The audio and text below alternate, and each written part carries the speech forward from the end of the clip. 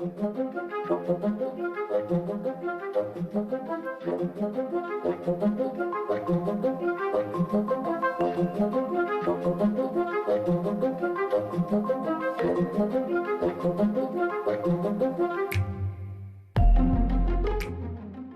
the way back in the beginning of recorded history, there's been one thing that humans have excelled at, both in effectiveness and creativity, and that's been finding the cruelest and most innovative ways to hurt or kill one another. And on our new show, we plan on covering all of it. Hi, I'm Kevin. And I'm Dan, and we host a podcast called Torture. It's a show where we examine the most horrible things people have done to one another over the centuries and tell you about all the methods and devices that our ancestors were able to come up with, including the when, the where, and the people they were used on. Yeah, we'll go way back. We're talking biblical times, ancient Rome, ancient Greece, ancient China, to cover things like crucifixion, lynching, and the brazen bull. Up to medieval Europe for everything like the choke pear, the guillotine, and the rack. And the more modern days like solitary confinement, waterboarding, and electrocution. But that's only a small part of the history of human cruelty, because to really cover the issue, we also have to talk about the people that implemented them and the events in which they were used. Historical figures like Vlad the Impaler, Nero, and Pol Pot. Groups, institutions, and cults like the Viet Cong, Shinrikyo, and the CIA. Notable and historical events like the Japanese rape of Nanking, any one of the many inquisitions, and the story of Blanche Monnier. And it wouldn't be a podcast about human cruelty if we didn't cover some of the most sadistic people to ever live.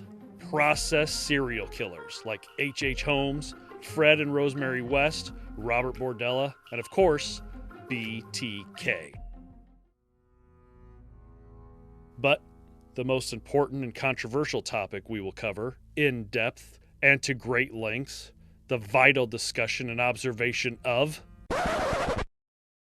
the complete and utter difference between Irish and American foods. We talk about it a lot. A lot. Like so fucking much. Every episode, somehow we just end up talking about, well, this is American food. Well, this is Irish food. So much you think it's too much, but then you realize it's not quite enough. Yeah, like it's a little like at this point we could probably just rename the podcast "The Difference Between Irish and American Food" and a little bit of torture. If we could do it as like an off branch. Yes. Thing. I don't understand. Anyways, we'll have new episodes every 2 weeks on Sundays. So go find us on Twitter and Instagram at TorturePod. Email us at torturepod@gmail.com and like, follow, and subscribe. And most importantly, listen to Torture, a history of human cruelty, starting June 26th, wherever you get your podcasts.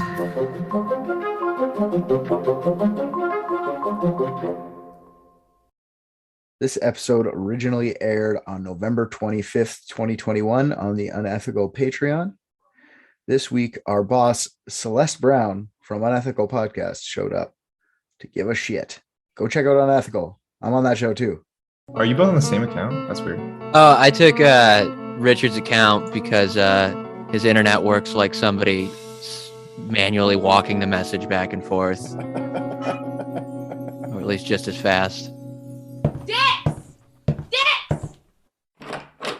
Oh, Dicks! the dicks aren't here right now. May I help you? Who the hell are you? Oh, hi. I'm Abigail. I'm the new receptionist here. New receptionist. We didn't talk about hiring a fucking receptionist. Oh,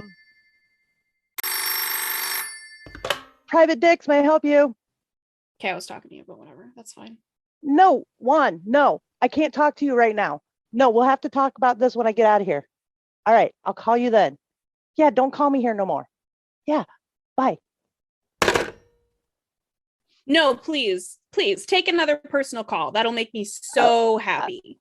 I'm so sorry about that. Yeah, I don't care. won't let Where it are the dicks? I really don't have an idea where they're at right now. Can I get you a cup of tea while you wait?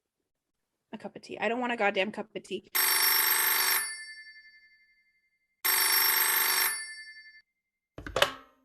Private Dicks, may I help you? Are you fucking serious? No, not right now. I told you before. No. Jesus Christ. Yes, when I'm done. Yes, goodbye. Sorry about that. You're sorry about that. I'm sorry. Is this not the private dicks office? Shouldn't there be private dicks in this office? I think they might be out working on a case. Is that case DB Cooper? I'm not sure which case it was that they were going to be out taking a look at today.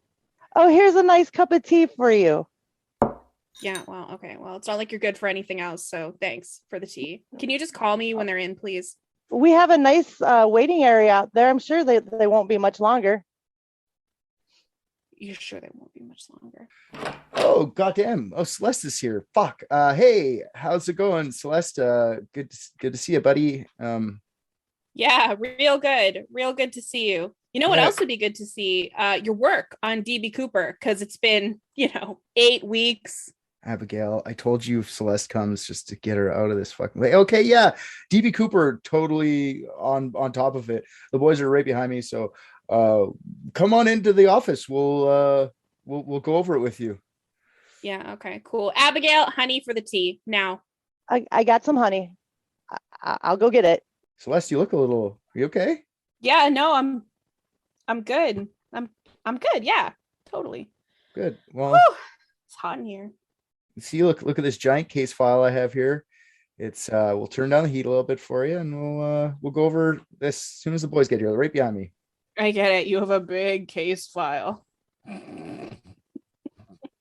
Trust me, it's not that big. I know. Oh, god damn. Yeah, okay. Just like Celeste, I'm gonna... are you okay? Like, wow. Yeah, it's been a day. I'll have a you know what? That's a little too far. I'm just gonna right here is good. Yeah, this is good. Okay. All right. Okay, she's sleeping right there. Oh, hey guys. An elite team of private detectives. What if balloons are aliens? Maybe that's the key component we're missing. Cover-ups. John's guilty. Mysteries that need to be solved. Maybe Mormons need mountains. Richard, shut up. Celeste, before she, whatever the fuck that was, passed out, I guess. She'll wake up, I'm sure. She's fine, right? You guys think so? She's okay there? I don't have a mirror to put under her nose. Otherwise, I would. Yeah, I'm not touching her. Yeah, no, me neither. That feels like the wrong move. Yeah, no thanks. Look at me. Not in this Me Too atmosphere. No. Not touching the passed out girl in our office. We'll just wait till she wakes up. The beard's grown back just enough to help you catch a case. Yeah, exactly. But we can definitely, I've already gone over this DB Cooper thing a couple times. So we got this, guys. It is a big one. It's a hefty one. I had a lot of fun actually reading about this because I'm guessing if I ask you guys, do you guys know anything about DB Cooper? I'm guessing RJ's answer is going to be yes from pop culture. And Rick's going to go, I will figure it out while you're blabbing on. I actually know DB Cooper. Yeah. Well, there you go. That's cool. You nailed my response. Yeah. I figured you might have that. So let's go through it. If I have anything incorrect, I'm just a man. Okay. This is a very studied one and people get very passionate about it. I went through this and I did this in 2.5 weeks and I just kind of finished this today. So to get this right, you'd have to read, there's like 10 different books about like a bunch of different suspects. Like you'd have to do major research to get this episode 100% correct. So Rick, since you know a little bit about him, correct me if I'm wrong. Otherwise, this is what I scoured through the internet. All right. This case begins at a flight counter at Portland International Airport on November 24th, 1971. A man who identifies himself as Dan Cooper walks up to the counter and buys a $20 one-way ticket north to Seattle aboard Northwest Orient Airlines Flight 305, paying with cash. This is a 30-minute flight from Portland. Okay. Cooper was said to be in his mid-40s and stood approximately 6 feet tall. He had no accent and wore a dark suit and tie. He sported horn rim glasses and carried a briefcase, or an attaché, as they like to call it in all the fucking articles I read. I mean, that's the cooler name by far. For sure. And it sounds Yeah. not more 1970s than it does Yeah. briefcase. Just Sounds more thief. yeah, exactly. It definitely does.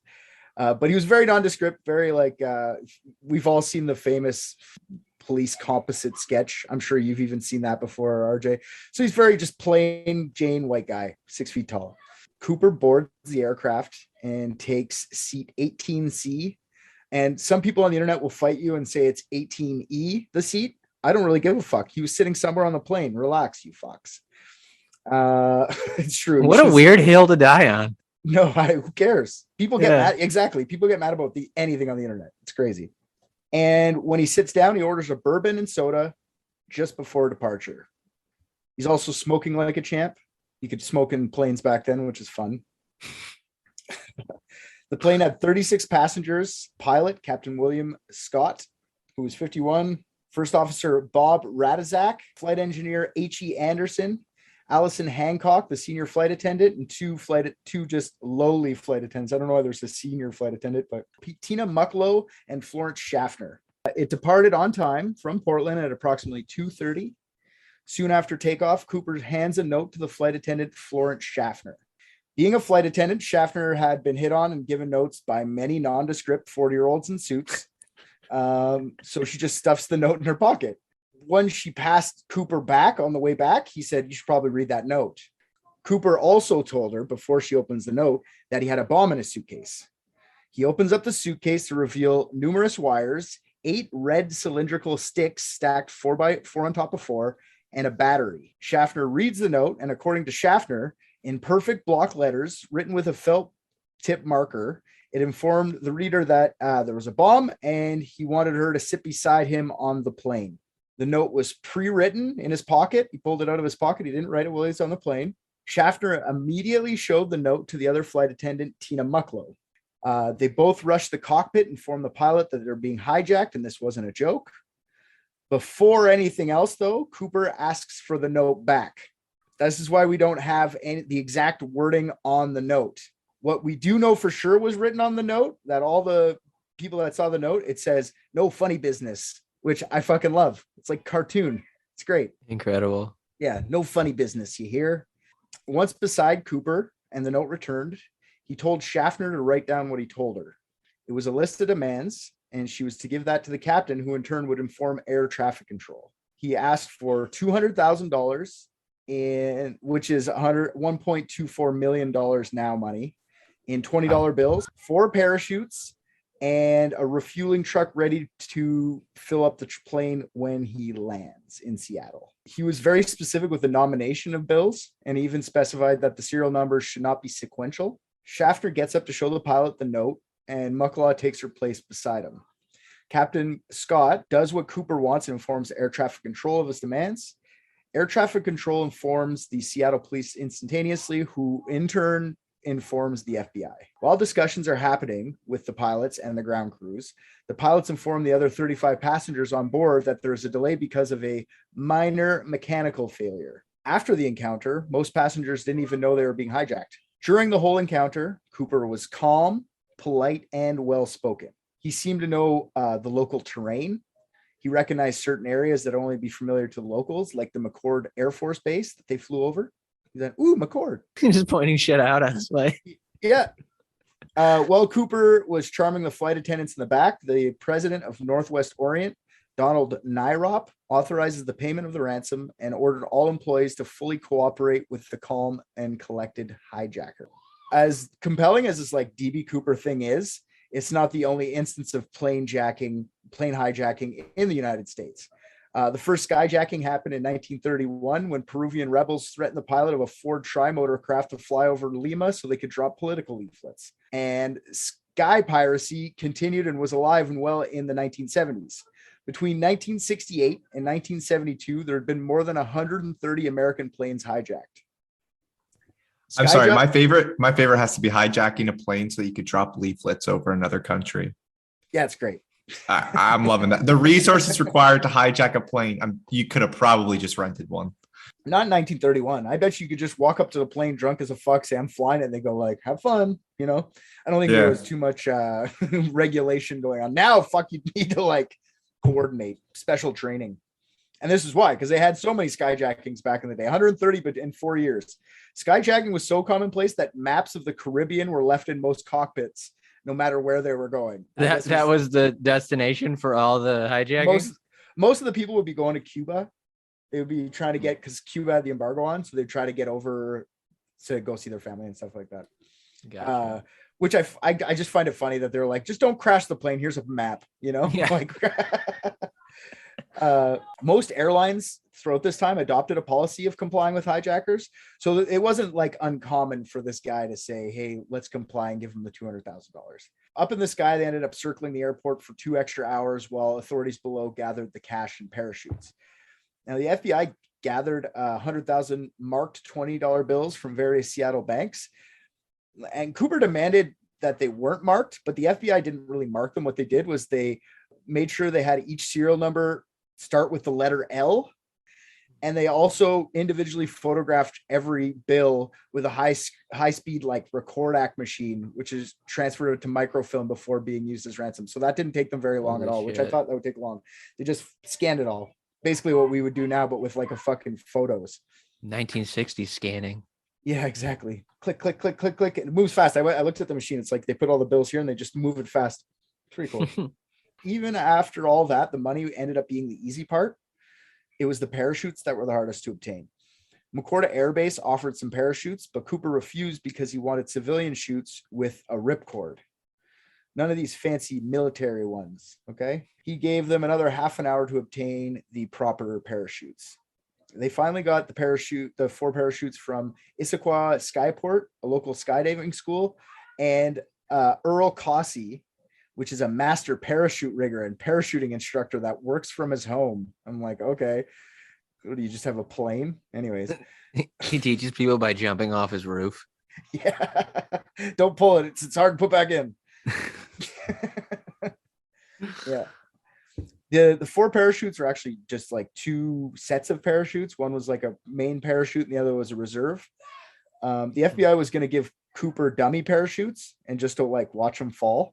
Like, I guess that was their original plan. But then they realized, oh fuck, maybe he's asking for 2 because he's going to have like a sky hostage. Right. So they were like, maybe we shouldn't give him broken ones just so we don't kill a sky hostage. And I love fucking sky hostage. I find that's like Joker level evil. Like, I don't think, come on, man. Which, like, I've never heard of anything so dastardly. Someone just being like, strap this on, we're going for a ride. You're my insurance, bitch. Like, that's so dude. Crazy. I would love to think he was smart enough to think of that, and that's why he asked for 2 specifically. Yeah. Because he had the forethought to, that's cool. Yeah. No, he definitely just thought, let me make sure that I strap the money in as well so I don't lose it all. The money had its own parachute. 100%. 100%. The money had its own parachute. Yeah. The money needs its own car, too. There's been a lot of speculation about the 2 parachute things, like what you said, but also the FBI thought that maybe he thought that they would give him dummy ones. So if they didn't ask for 2, like what you said, so they're like, maybe he's double crossing us. I don't think they thought that he was going to strap it into the money, but I mean, hey, they should have said like, give me the money in a mannequin. Anyways, I'll just strap it on a solid gold mannequin. Yeah, exactly. And a parachute already on him. I don't want to put it on him. Made of unmarked limbs. Yeah. So by 5:24, 2.5 hours after the hijacking started, or about 3 hours, I guess, the FBI informs air traffic control that they've obtained the money and the chutes and were cleared to land. The message is relayed to Cooper through the captain, and the plane starts to descend. And at 5:39, the aircraft landed in Seattle. Cooper ordered Captain Scott to taxi the plane to a secluded and well-lit area of the tarmac. Cooper ordered the crew to dim the lights and close all the blinds in the cabin.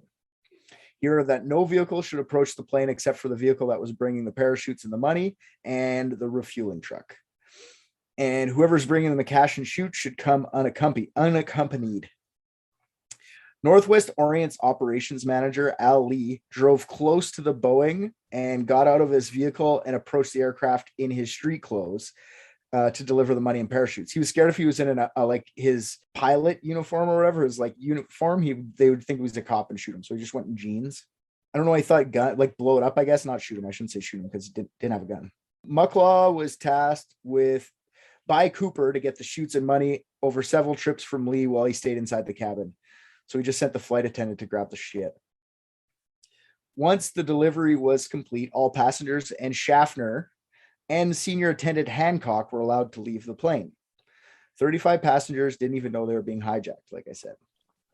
The rest of the crew was to stay on board, so that left 5 of them, including Cooper. The FAA official, an FAA official contacted Captain Scott and asked if he could get permission to come aboard to speak with DB Cooper.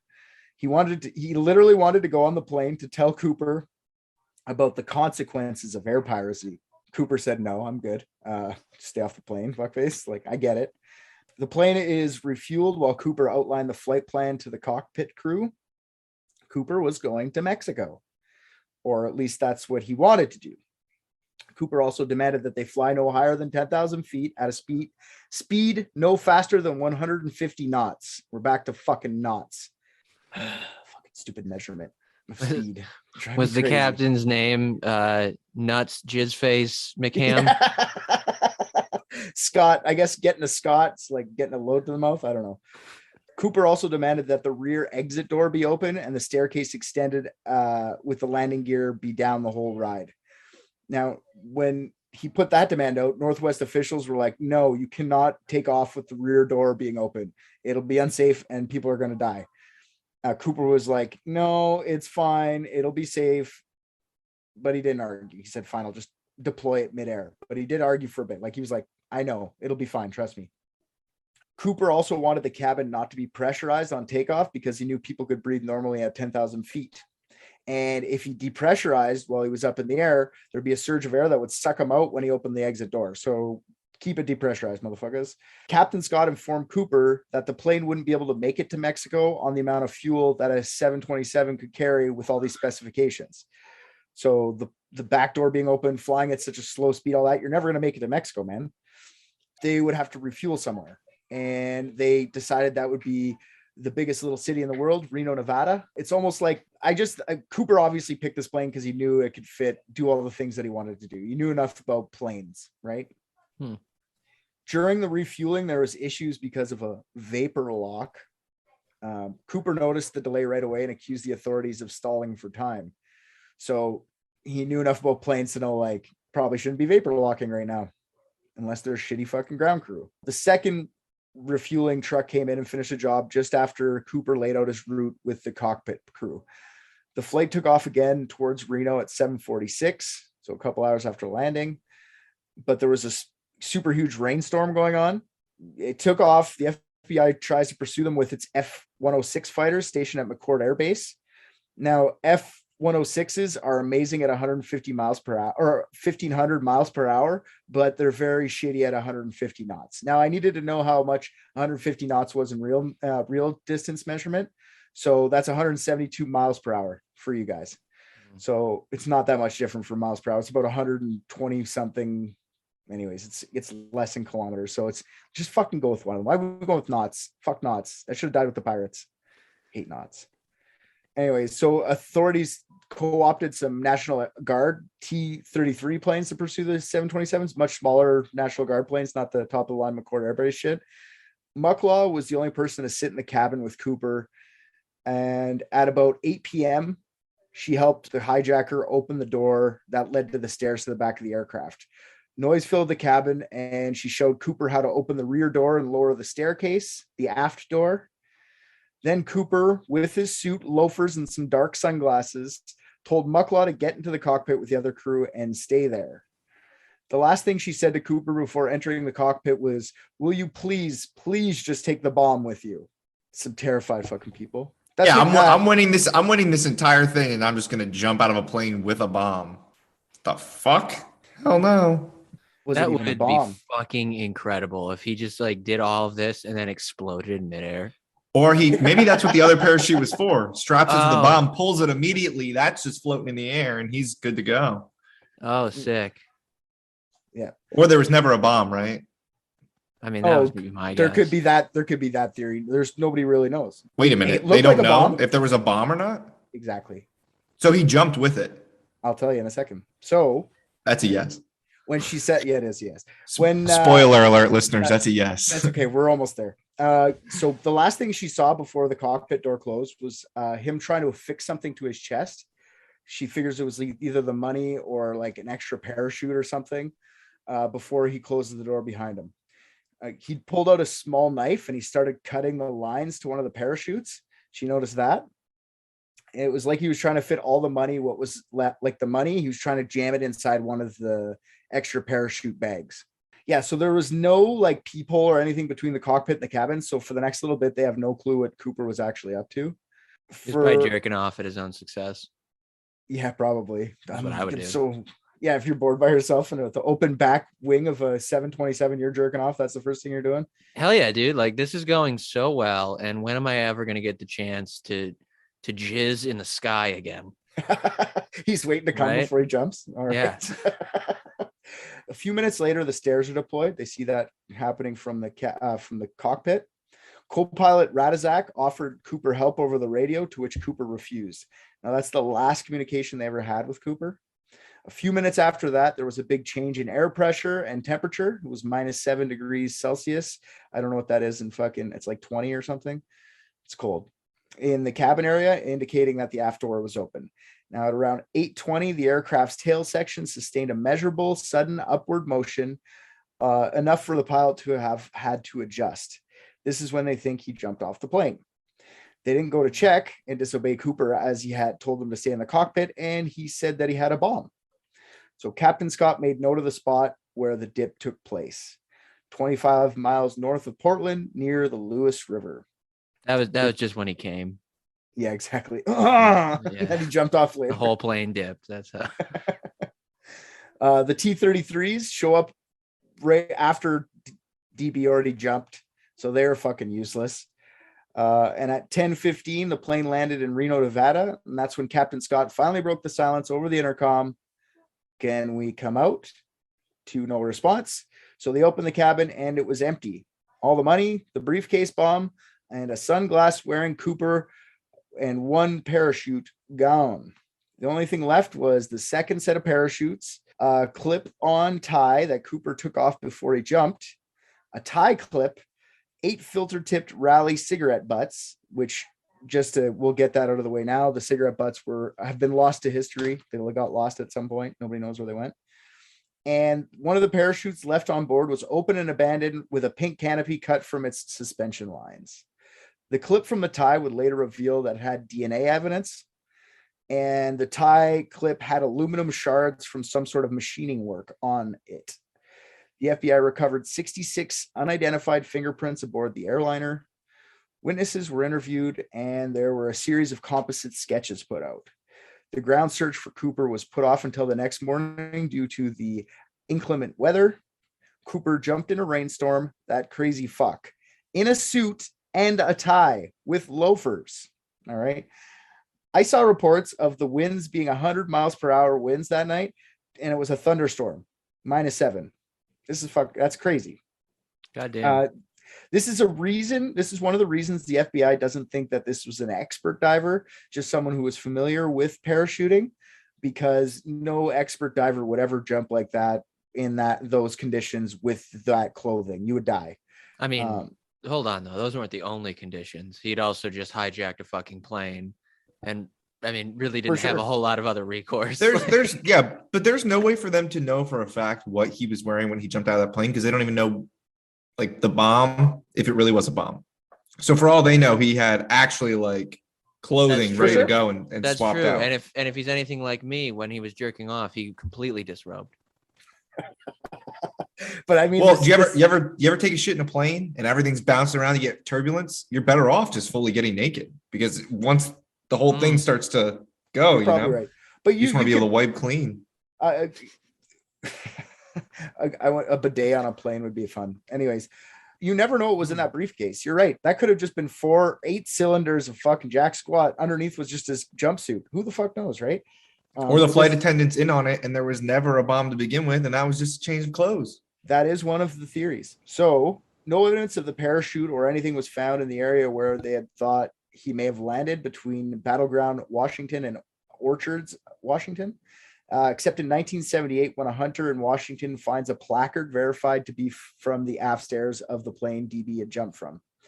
Massive area search, nothing really of interest. They interviewed many people, and they went for the Dan Coopers first because that was the guy's name that tried to get on. Maybe he was dumb enough to use his own name. Who knows, right? Turns out, no, he wasn't that stupid, but they were interviewing the Dan Coopers. Then they started to move into the D Coopers, and they found a guy named DB Cooper, who was like a small-time criminal. I'm sorry, but if I at the time would have known the FBI was this fucking stupid, I probably also would have tried to hijack this plane and been like, oh, they're just going to go after all the guys that I say my first name is. Fuck it. Yeah. Wait till you hear how stupid this is.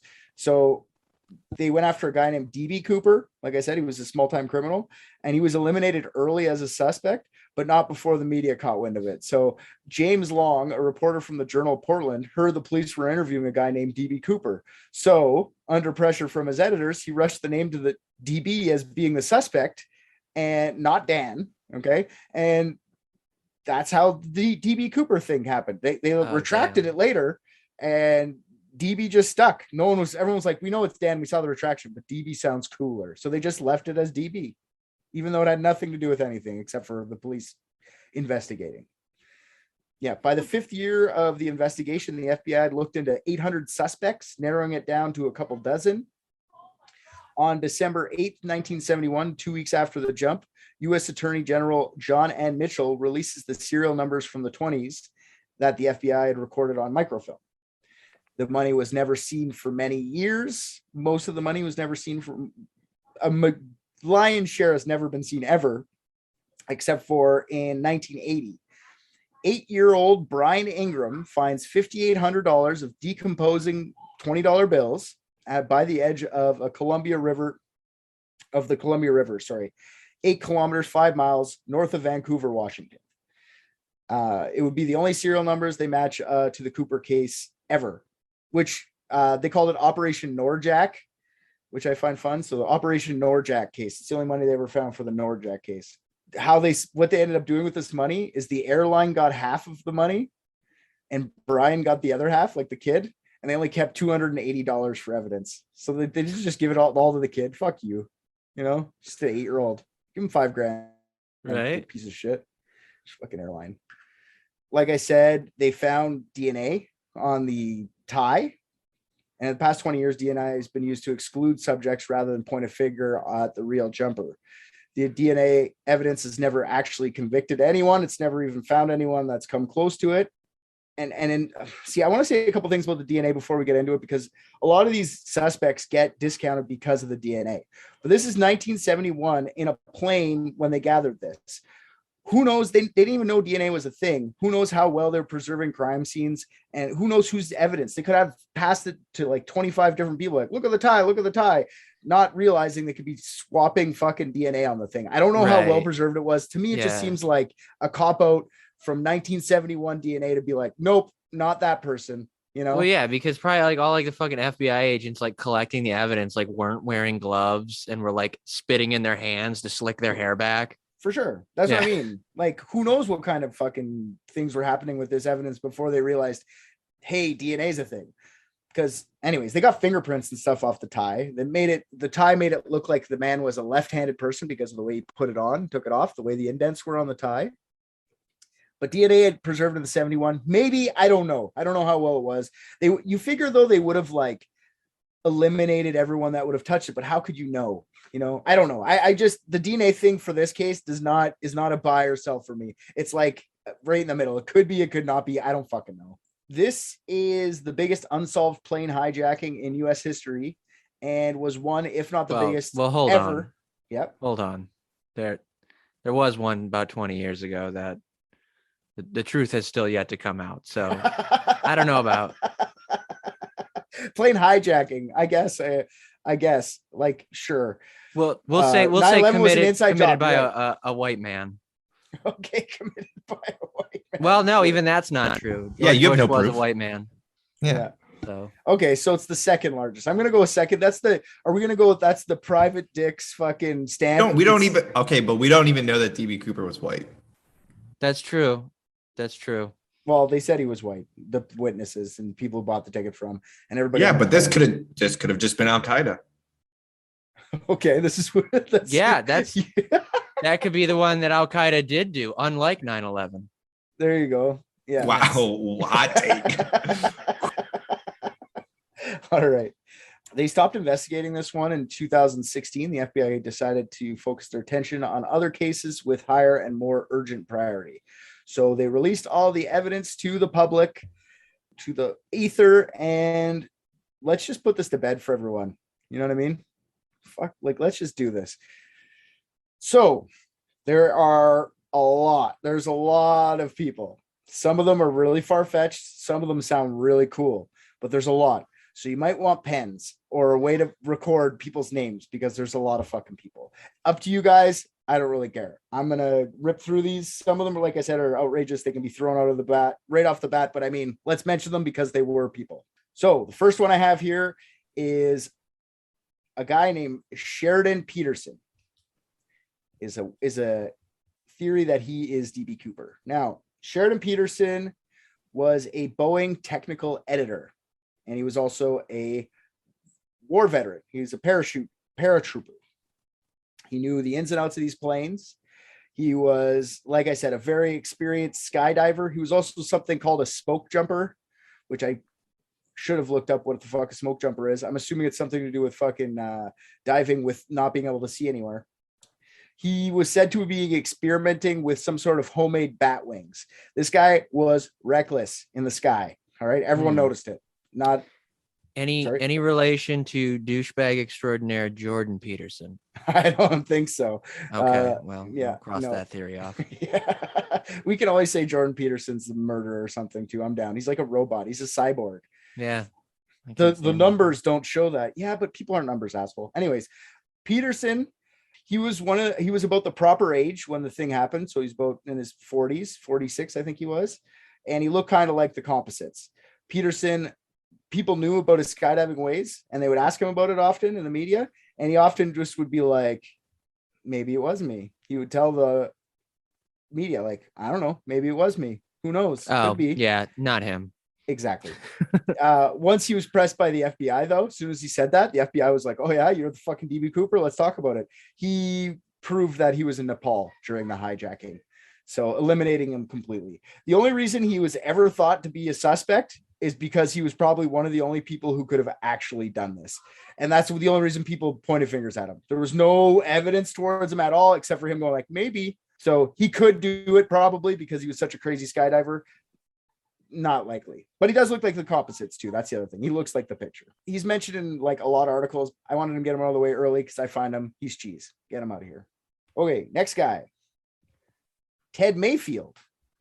Now, Ted was a local Oregonian skydiving instructor that many pointed to as the culprit immediately after the Cooper hijacking. So before they refueled and they were back in the sky, someone had already called the FBI and said it was Ted Mayfield. Now, Ted Mayfield was ex-Special Forces and for sure had the skills to skydive out of a plane. He had his skydiving school boasted 13 deaths over its tenure. In 1994, he was even convicted of 2 counts of negligent homicide on the deaths of 2 students at his diving school. Wait, did you say he bragged about it? I said, or did they think 10 was low? No, I said his skydiving school boasted. That doesn't mean he boasted. That means that's what a skydiving school can brag about. Really, it's kind of me being sarcastic. So yeah, they had 13 fucking deaths over his tenure. 2 of them he got put in jail for. He was known to play it fast and loose with the rules. This guy was such a bad egg that there were 6 different calls to the FBI the same night, not just the one. First problem with Mayfield is that he's physically totally different from Cooper. He was short and he was in his 20s. He wasn't in his 40s at the time. So probably not him. And people, when they accuse him of doing it, his daughters were like, no, he's not the guy. She remembers. No, sorry. He's real fucking dumb. Yeah. Yeah. She said that she was 8 years old or whatever. I think I shouldn't just say 8 years old because I don't remember. She was a kid when the thing happened in 1971, when the skyjacking happened. And since her dad was so into skydiving, she went to look and see like, oh, Dad, what do you think? And he was home with his family. So it couldn't be him. Authorities also scoured his records.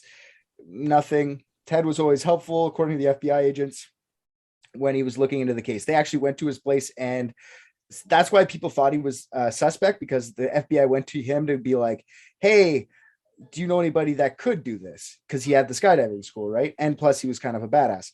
So when people went there, when the FBI went there, he was just helpful. That's what the FBI said. He's not even a suspect at all. I love that the FBI's investigation was, okay, let's go find all of the DBs and let's go find all of the Dans, and then let's purely based off capability, who can do it. Could you imagine if this was like a bank robbery? Who could have robbed this bank? Yeah. And this was the way that they did it. And it was like, who could have? But no, who could have? All Chuck right, boys, Norris, we're maybe? lining up everyone that wears blue pants and brown boots. Who's got the loafers? Where's your clip-on tie, my friend? You Who should be can wearing drive a clip-on. car? They do other things. I'm just kind of getting rid of the fucking trashy ones. Gotcha. I'm sorry. And who was this second guy's name again? This guy's name is Ted Mayfield. He actually helped the FBI find the parachutes. Like that's what that's why people were talking to him. It had nothing to do with, anyways, kind of just a shady character. This is what happens when you have a past. People just automatically think you're a fucking badass. He actually died in 2015 after his vintage plane fell on him and smashed it and killed him. Incredible. Yeah. He was 79 years old when he died. So he's done. Damn. Jack Caufelt is the next guy. His name's Jack Caufelt. Bryant Jack Caufelt, a longtime criminal who died in 1975, claimed to his friends and family that he was D.B. Cooper in the years after the jump. Caufelt had gone to jail for auto theft in the late 40s and stayed in there until the early 50s. One of his other cellmates was an ex-Air Force pilot named James Brown. Not that James Brown, different James Brown. Okay. They became good friends in jail, and after their stints in the cliques, they both went down a different path. Brown became an engineer, while Jack moved on from his robberies to bigger cons in bigger cities. In 1974, a now 57-year-old Caufelt, so when this hijacking would have happened, he would have been like 54, okay? So in 1974, when he was 57 years old, a similar aged Brown and Brown's 19-year-old son, Byron, head to Mount Hood, Oregon, so they could search for D.B. Cooper's missing money. This was their idea of a good time. Caufelt wanted Brown's son along so the old guys could have some young blood in their search in the wilderness.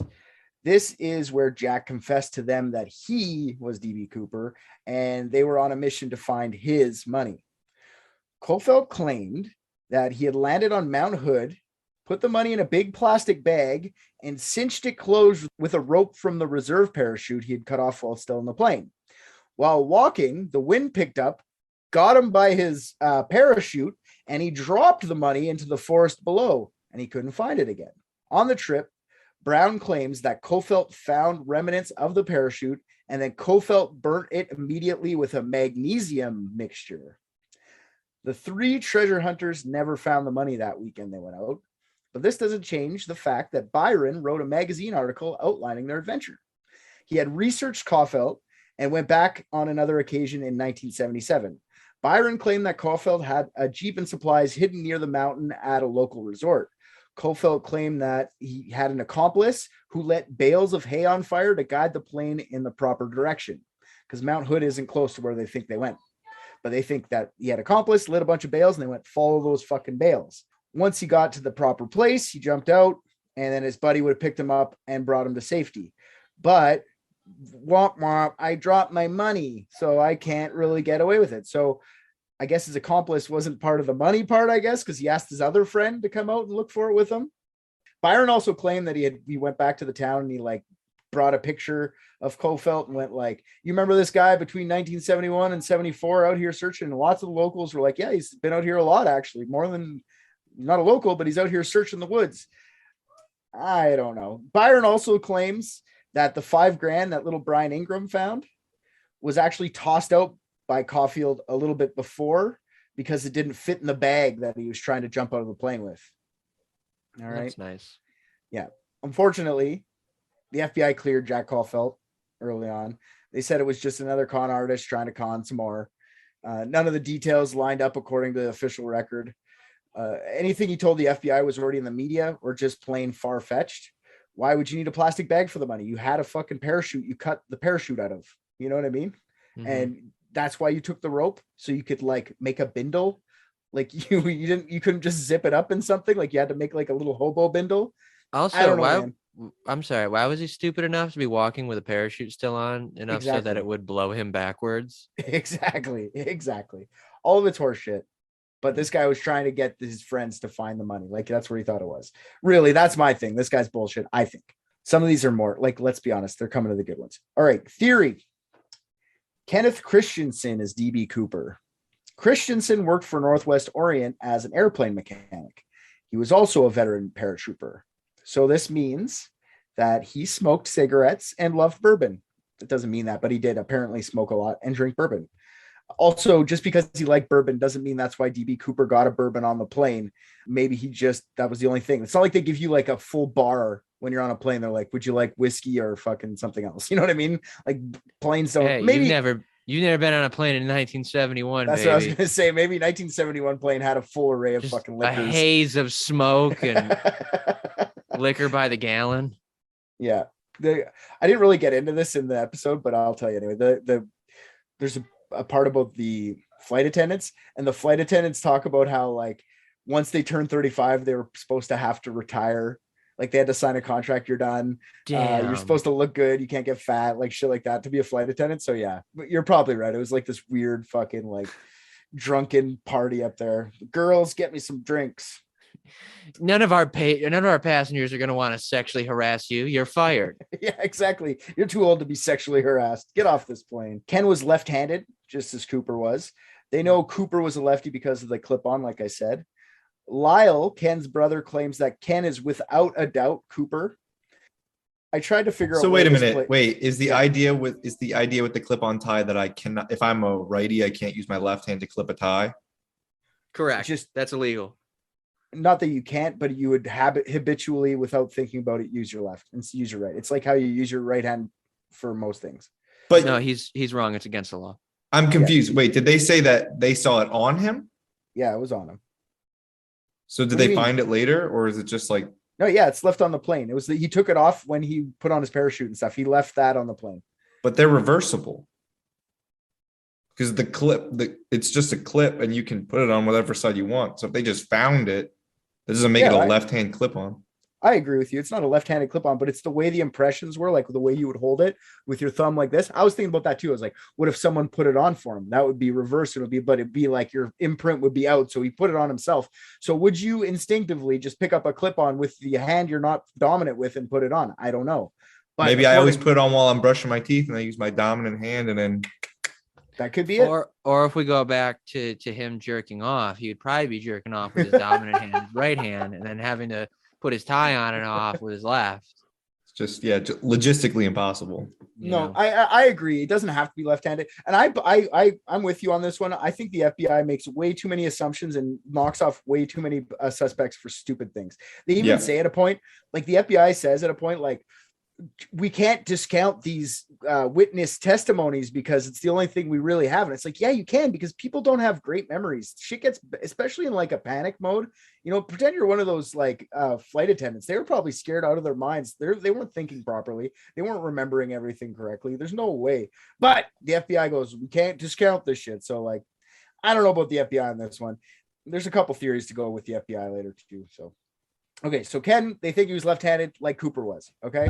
Lyle gave his tip that his brother to what is called a private private detective place, but they're called Sherlock Holmes private detectives. Like, get the fuck out of here. That would be the last people I would go to for private detective work. I would go to private dicks first. Say, careful toss on that question out there. That's definitely called embezzlement. Yeah. Oh. The PIs did some digging. He also, when he passed on the message to the private investigators. He also passed it on to some Hollywood producers so they could make a movie. Lyle says that in 1994, after his brother's death, they found an expensive stamp collection, gold coins, along with $200,000 in money in the bank. Lyle also claimed Ken bought his house with cash not long after the hijacking. There was also a woman in 2010 that claims that when she was a little girl, she caught her uncle Kenny building a bomb in the shed. She never brought this up in the 40 years, though, only in 2010. The same issues that we have with Ted, we have with Ken. Okay. They don't have the same description. Like, they don't look the same, really. Ken was balding, short, and chubby. Cooper was tall, thin, and loads of hair. Ken had a vampire's complexion compared to Cooper. Like, Cooper was dark skinned. This guy was like a ginger, basically. To be fair, if I was hijacking a plane, I would demand that everyone describe me as tall, dark, and handsome as well. Yeah. Just like, I don't want any of you fucking people telling the truth about my height. That's what else he said on the note. If you tell any motherfucking one in the media that I was short and fat, swear to God, I'll kill your parents. I'm gonna find you and I'm gonna blow you up in your home. Yeah, exactly. After investigating, though, they found out that Ken did not buy his house in cash. It took him 17 years and a mortgage to pay it off. That's public record. You can go look it up. And the $200,000 came from Ken selling some of his farmland at $17,000 an acre. Also, Lyle's report of the stamps value was way off. He said his brother had like $200,000 in stamps. After appraisal, it was like $20,000 in stamps. So also the whole thing with like stamps fluctuating in price and stuff, usually like over time, they just go up. So like if his brother bought these stamps in 1971, it's 1994, they probably would have been like $2,000 worth of stamps. You know what I mean? So like he cashed out in stamps. Like, anyways, Lyle's kind of a moron. Yeah, it sounds like it. Yeah.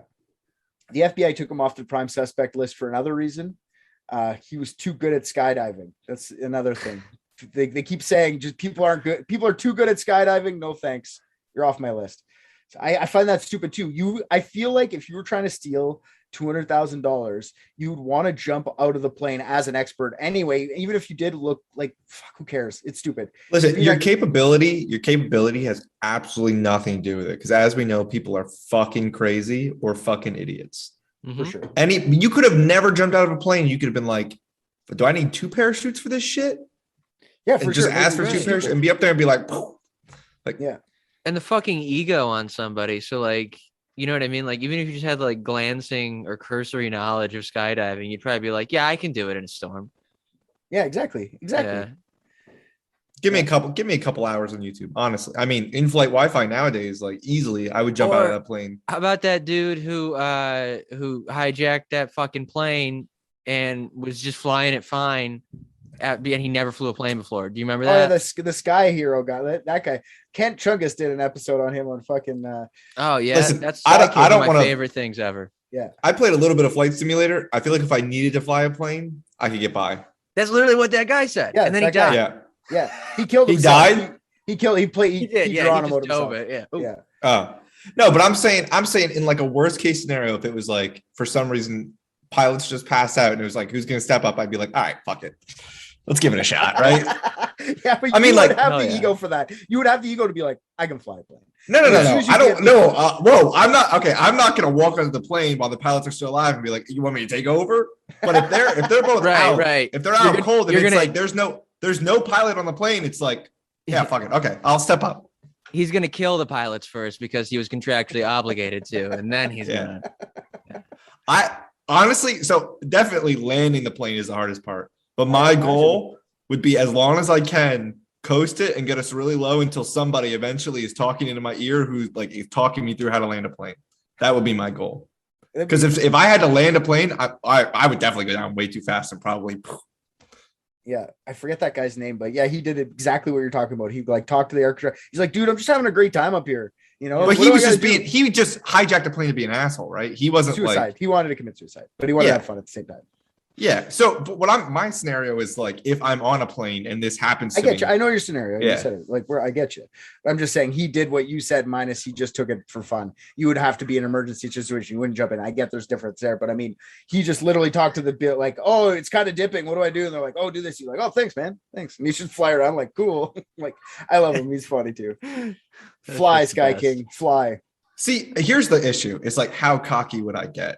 Like, let's say I'm taking a flight from Pennsylvania to Vegas. Hold on, I can answer outrageously. And the pilots and the pilots go out, and we're like, 500 miles in. I don't know. We're like right over top of Idaho or some shit. In the mid part of the United States.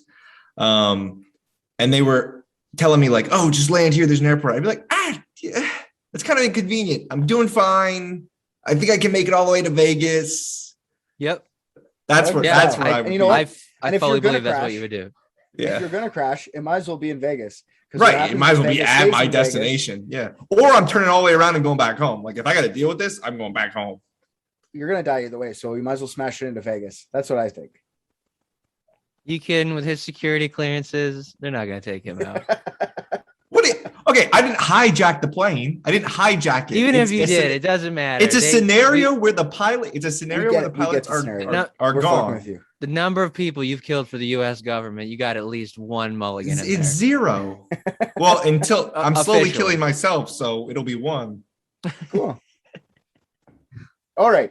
The next suspect in this whodunit is a guy named Lynn Doyle Cooper. Marla Cooper believes her uncle, Lynn Doyle Cooper, is the famous hijacker. Lynn Doyle Cooper was a Korean war veteran and leather worker. Yeah, I don't know what a leather worker is, but goddamn. Sorry, did we lead with Korean? Yeah, Korean leather worker. We'll just get the war veteran out of there. Korean war veteran, leather worker. Oh, I'm sorry. I literally thought you were saying it was a Korean man. And I was like, wait, how are we considering this? No, he was in the Korean War. That's all. Gotcha. My bad.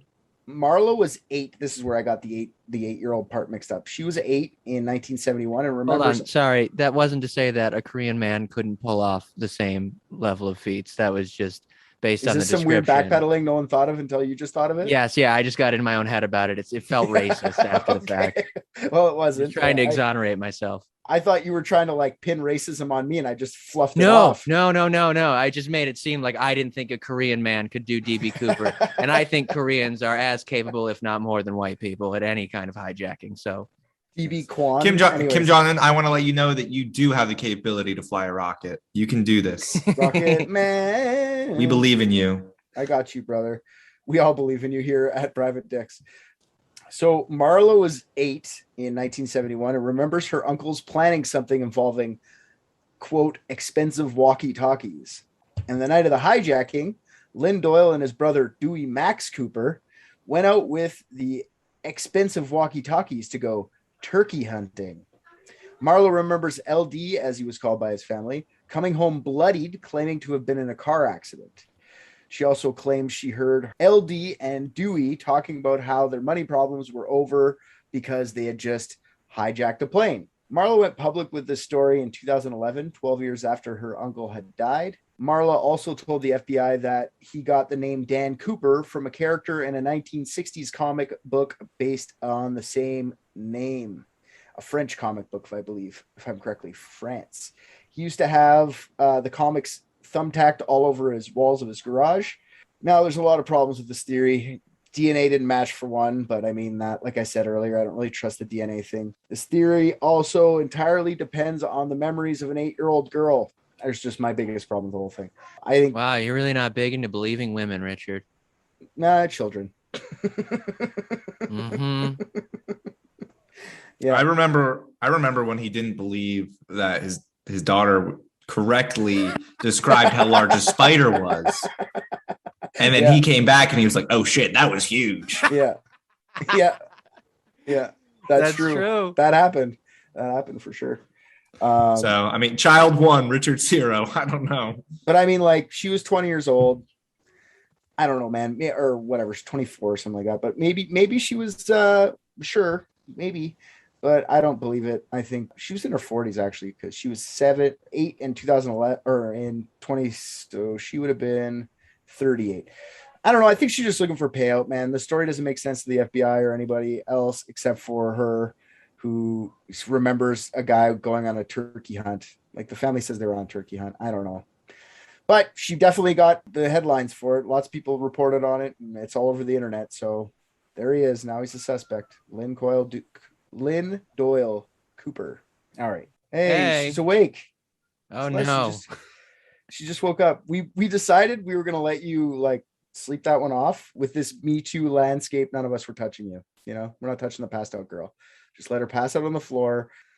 You know, there's a detail that I still don't have from this. The original bag that they gave him with all the money, how big was that? Ooh, that's a good question. And I should have looked that up, but I did not. Because I'm thinking when they say that they thought during one of the theories, they thought that he threw out the $5,000. It's like, okay, it's $20 bills. How much is a stack of $5,000? Like, that it's that much that you can't fit it into a bag that they already gave you that it was in. Why even take it out of the bag? That's what I said. That's what that whole theory is stupid for.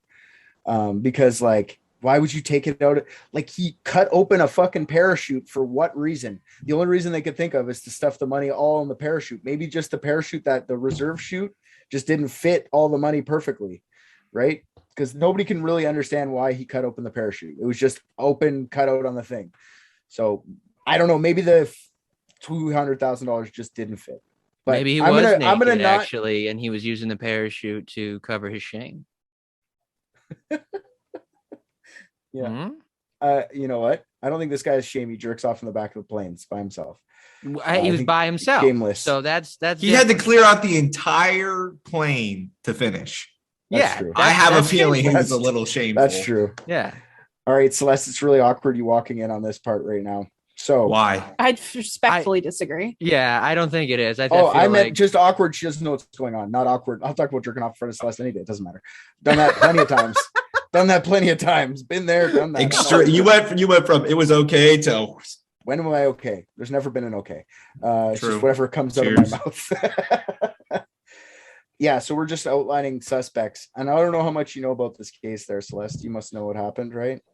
I actually don't know a ton about it. I know I like this story. It's cool, but I don't know a lot about it. All I know is that this fucking dude hijacked a plane only to jump out of it and disappear forever. That's so metal.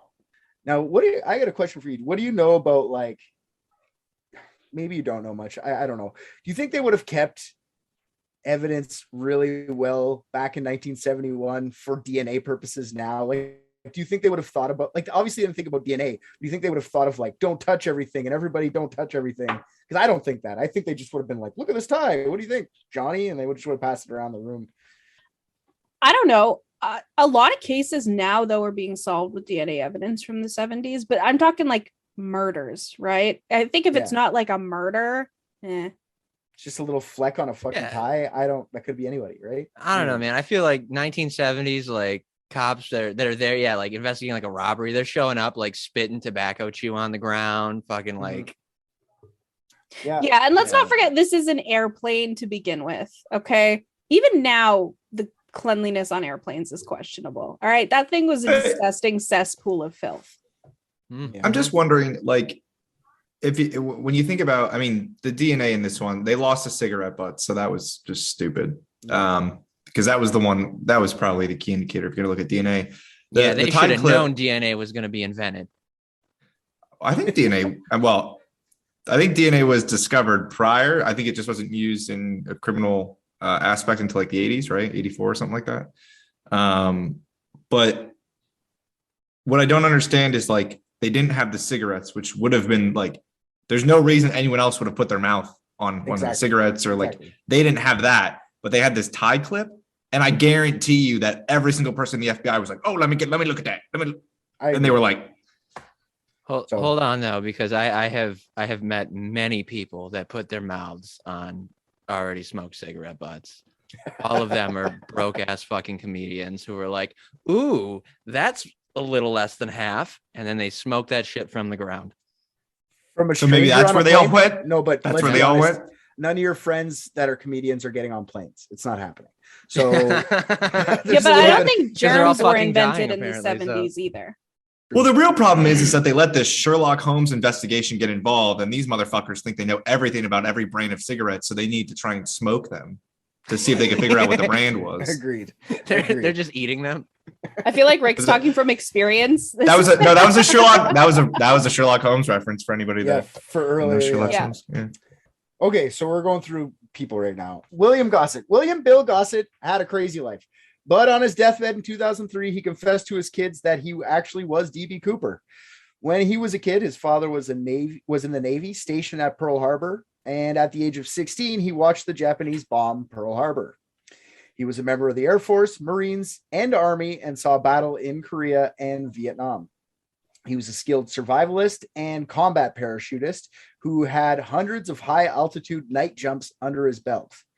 Gossett retired from the military in 1973, less than 2 years after the famous hijacking, and became a private detective specializing in fraud, cults, and missing persons. He also worked at a public defender's office in Salt Lake City, where he was well-known and respected member. Ogden, Utah chief of police said Gossett could, quote, eat bullets and call it a meal. So that's how badass this guy was. He's got the chief of police saying he's eating bullets. In 1988, Bill had the most drastic of all of his life changes because he changed a lot. He changed his name to Wolfgang, and he became a Catholic priest in Salt Lake City, where the Mormons are. Those two things don't sound like they should go together. I know, it's awesome. I love that he changed his name to Melvin and became a priest, maybe. Or Wolfgang and a heavy metal guitarist. You know what? Yeah, Wolfgang, the bullet-eating priest. Yeah. In 1994, he moved to Newport and did some paralegal work until he retired. So he moved out of Salt Lake City. Then he lived out the rest of his days playing the slots at old bars and attending city council meetings to give his 2 cents about many different issues. Oh, damn. Fucking respect. This is the most annoying man in the world. Now, okay, So I hope Wolfgang. my vote's with him. This Me motherfucker defrauds the government for $200,000 of his time and then goes and complains to them about probably stupid shit like people's leaf blowers being too loud. I'm all on board. The most dedicated troll ever. Love it. I'm not getting a phone app from my parking meter. All right. So through the years, he was controversial in different ways as well. He had 4 failed marriages, 5 children, and money problems from a gambling addiction. Gossett was in Ogden, Utah, around the same time as the Skyjacking. Wolfgang had a brother named Dan. That's where the fake hijacker name comes from, because as kids, William Wolfgang, whatever the fuck this guy's name is now, would blame Dan anytime he did anything wrong. So that was the inside joke. Like, Dan did it, not me, not Wolfgang. Wolfgang would never do it. Dan would do it, though. Yeah. So he also, when he was dying in 2003, like I said, he admitted to his 3 sons, but he also admitted to a retired Utah judge and a friend in his public defender's office. So he, not just his kids, other people he told this to. One of his sons said that his dad was a chronic gambler.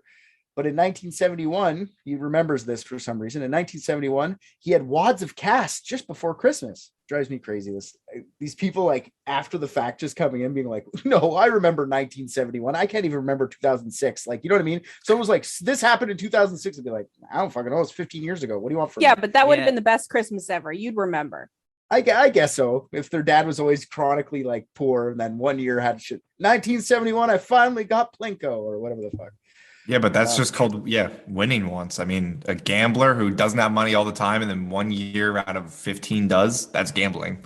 Yeah. And finding out that he told a bunch more people, I'm already writing this guy off, because I think maybe he was just that annoying that would be the thing he did right before he died. Just like, hey, did I tell you about how I am DB Cooper?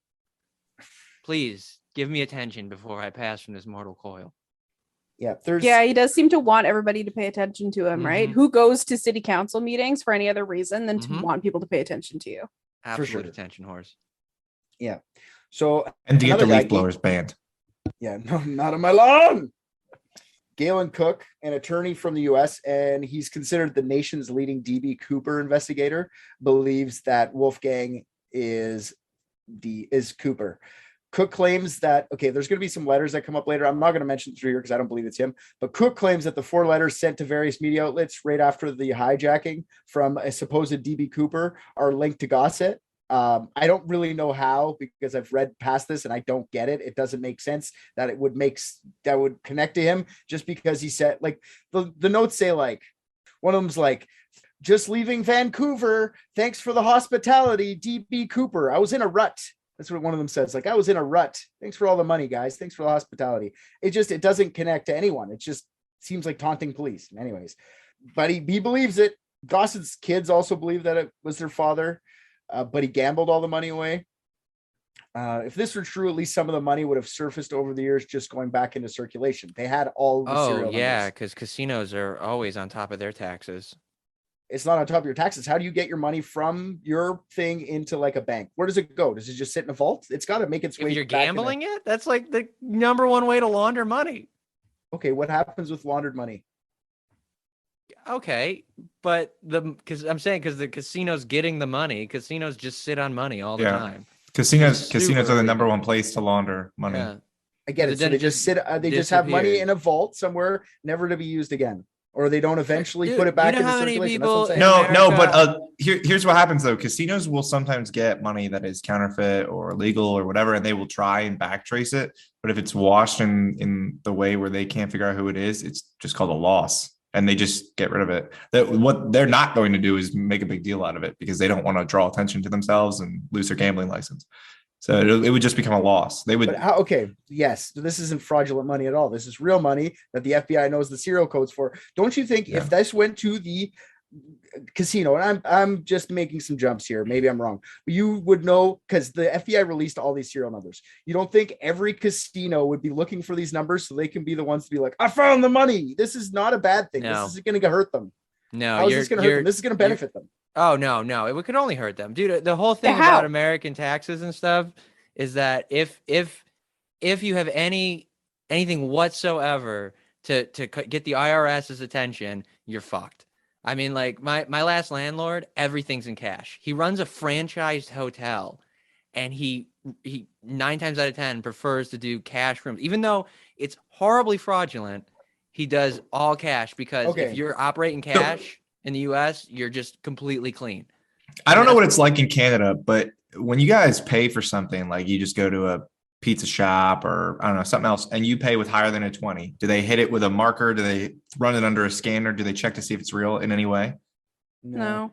Okay, well, they do that everywhere in the States because it's the vendor who collects the money that is liable if it's counterfeit. That you get no reimbursement. So there's no benefit to you. Okay, there's a huge benefit. You're not thinking of the benefit. But there's a difference between like a fucking Pepsi vendor and a casino that is like ripping through tons of cash every day. Like the casinos don't want fucking anything to do with the IRS, especially because so many of the casinos are American Indian run up here in my state and lots of other places in America. Yeah, you know, they don't fuck around with the US government. So like that's like the best place to go and have that money just disappear to. That's why he changed his name to Wolfgang. Because he was buddy with the Indians.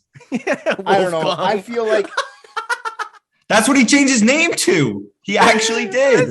I know, but that's a German name. How is that? Because it's about the journey. Wolfgang means it's about the journey. And it was about his journey. It's Wolfgang. Yeah. Daniel Wolfgang.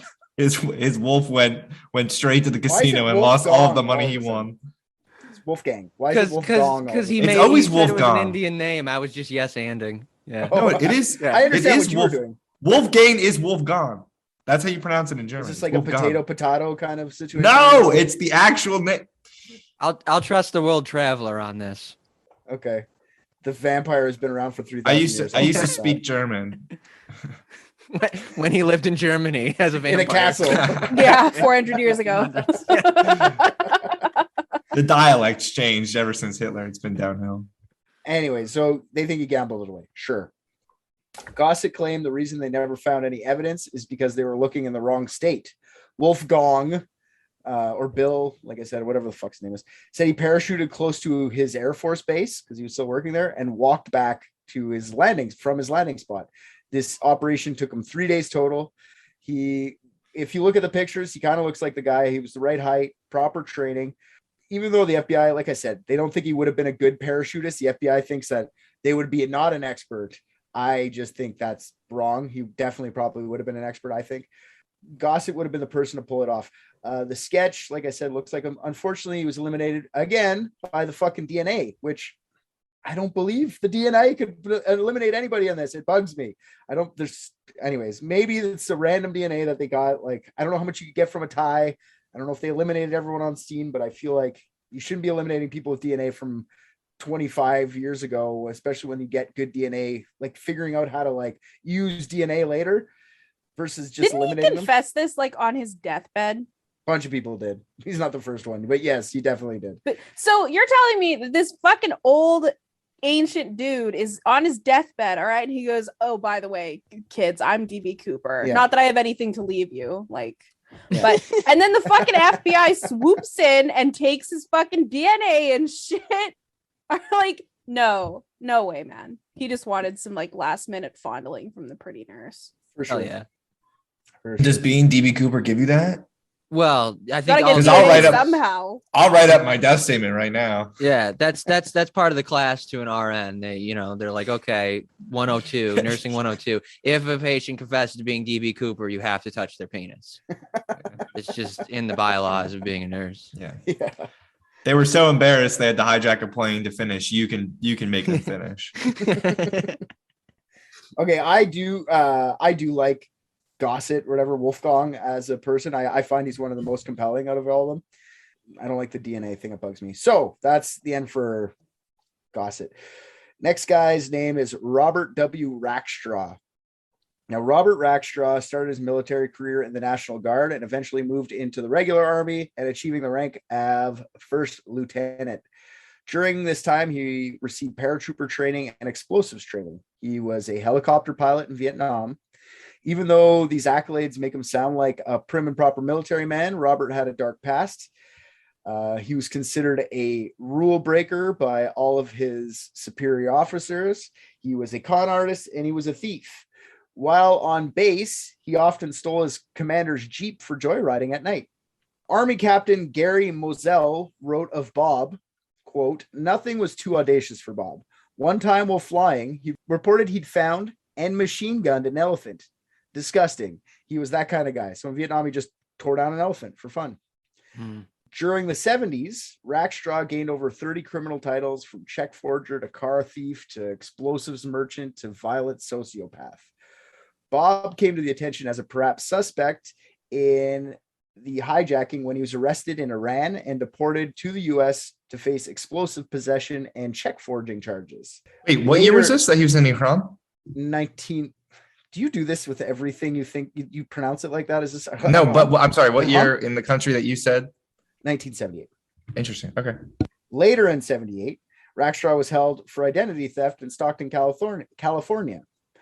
After the interview, the detective submitted his name to the FBI as a possible suspect for DB Cooper, as he had so many details in his life that seemed to fit.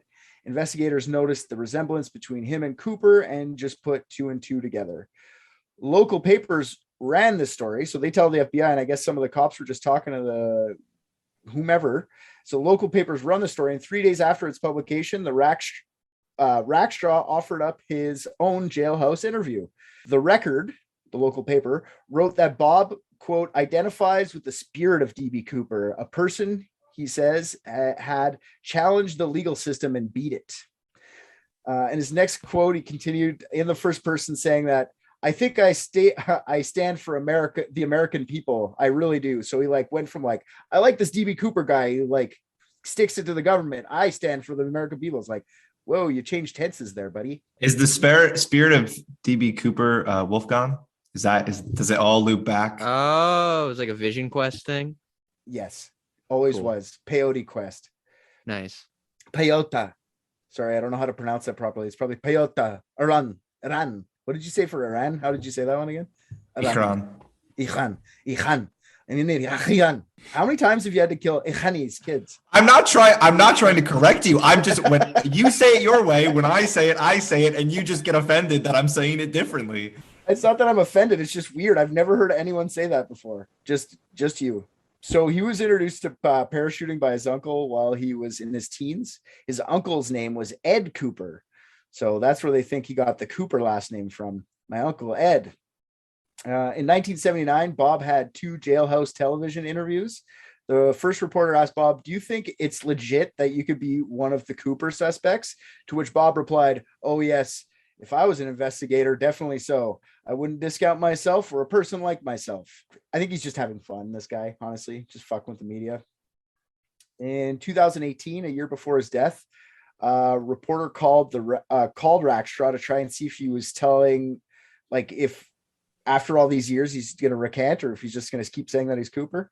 His response was, "There's no denial whatsoever, my dear." So he held on to it.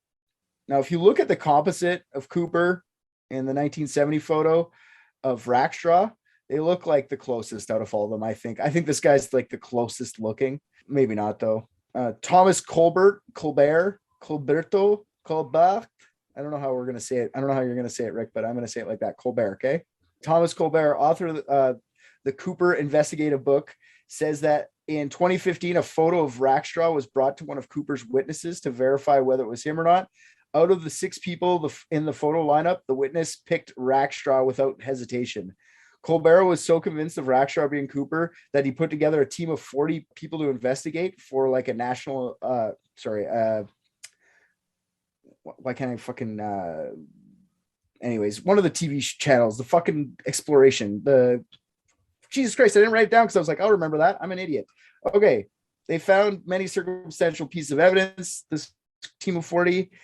The FBI didn't take much heed in what Colbert was saying because some of the evidence was very fanciful and nothing could be proven. It was just like, I wrote a book. Look, right, guys. And he's like, okay, where's the evidence? Show me and he couldn't. He just wrote a book. Colbert says the FBI didn't take him seriously because of the embarrassment of not being able to catch Bob, not because of the circumstantial evidence being like shitty. Robert Rackstraw was also a suspect due to a series of letters mailed to the FBI and local media outlets shortly after the hijacking. One of them blatantly identifies Rackstraw of the crime. Some of them are just basically taunting police. One of them says, I had to do something with the experience my uncle taught me. So Uncle Cooper, the last 2 letters had code in them, like World War II codes, like wind talker codes, you know, those fucking like, do you remember that Native American fucking people that would break codes, code breakers from World War II? Wolfgang. You guys remember that? Wolfgang. Oh, God damn it. But yeah, they had to use that like code from World War II, and only people with like older military experience would have known this, like off to like just write it out on a piece of paper. The code was like 717171884, which apparently in wind speaker talk translates to "I'm Lieutenant Robert W. Rackstraw."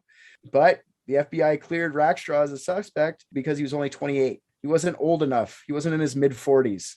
I don't know. This FBI is so fucked. Pretty rough looking 28-year-olds, especially in the 70s, dude. Yeah, that's Especially what I'm ones saying. that have been taught such lessons by their uncles. I saw your face. I like this guy for it though, okay? Because I feel like he was taught these lessons by his uncle, and then he dissociated into a new identity that was DB Cooper. Okay. DB Cooper is also the one that blew up the elephant with the machine gun. Celeste has made him a victim in this. You're welcome.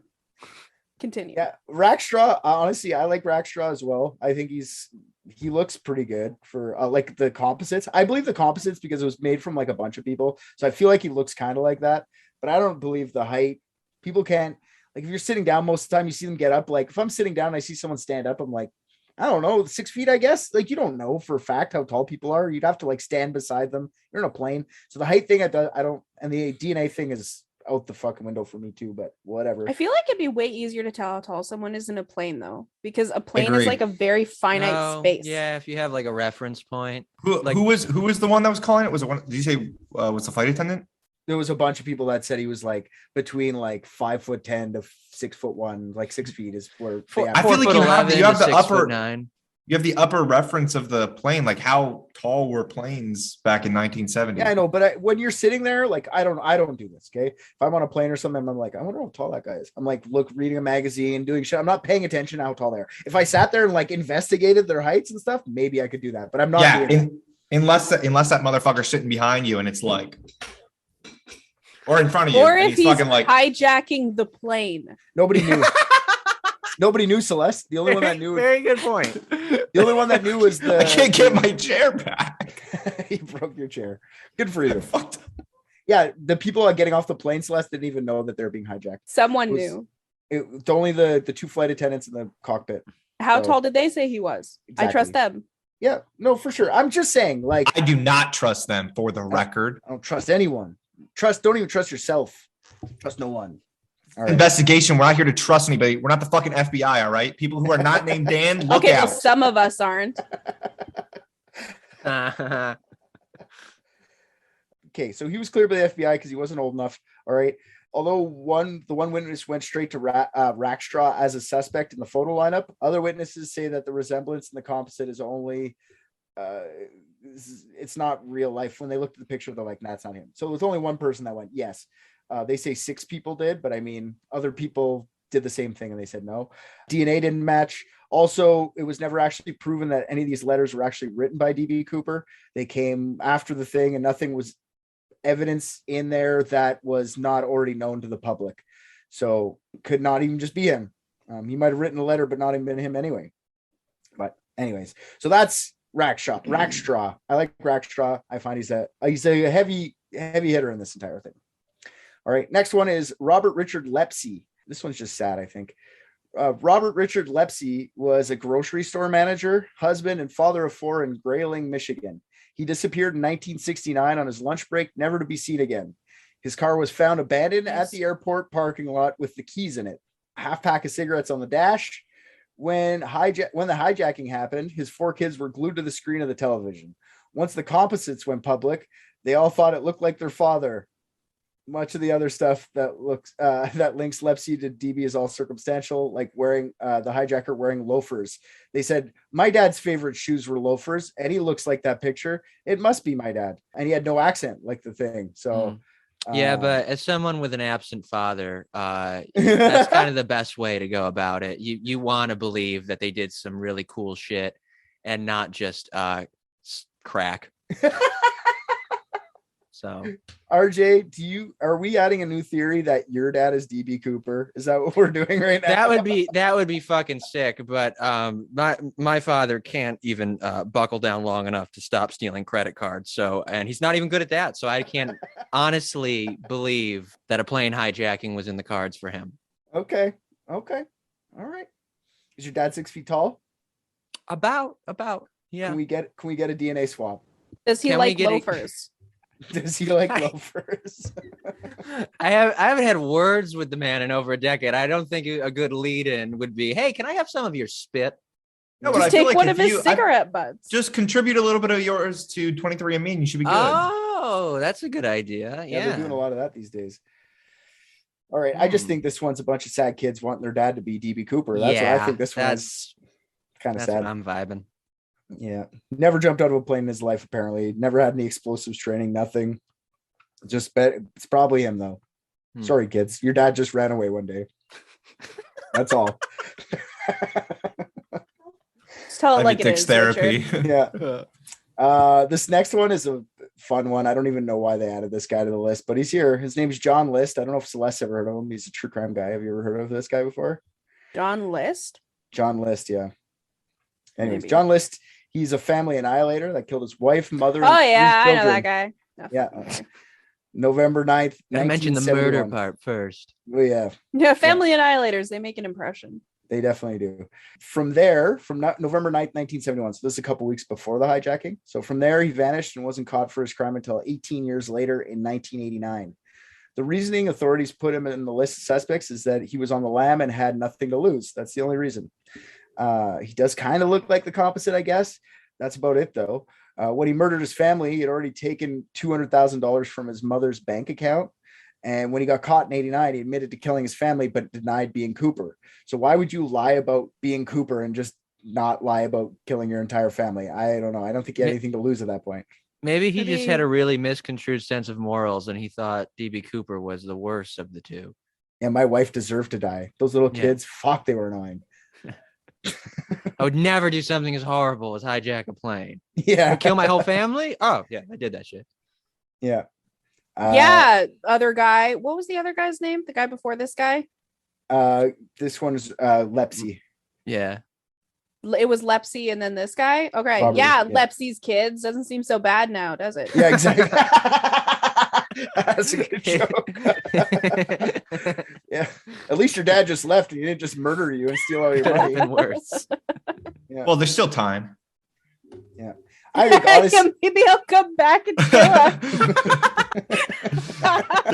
There's still hope, RJ. yeah. Oh, cool. Awesome. Yeah, I think by 1989, though, it was like 18 years after the whole thing happened that they were just taking swings at this point. They're like, it's got to be John List. Like, I think the FBI was just, it's not on the FBI. He's not the DNA. So, Well, who was up for re-election somewhere? That's probably why they were trying to just get the bundled DB Cooper win. cool. Could be. That's usually what happens. I think this is the one that's like my favorite one. His name's Richard Floyd McCoy Jr. Dick.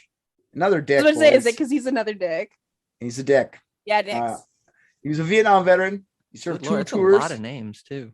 Yeah, they always add like every name. So, anyways, he served 2 tours of duty. One as a demolition expert, and the other as a Green Beret helicopter pilot. After the war, he joined the Utah National Guard and was an avid recreational skydiver. He was also a Mormon Sunday school teacher and was a law enforcement student at BYU.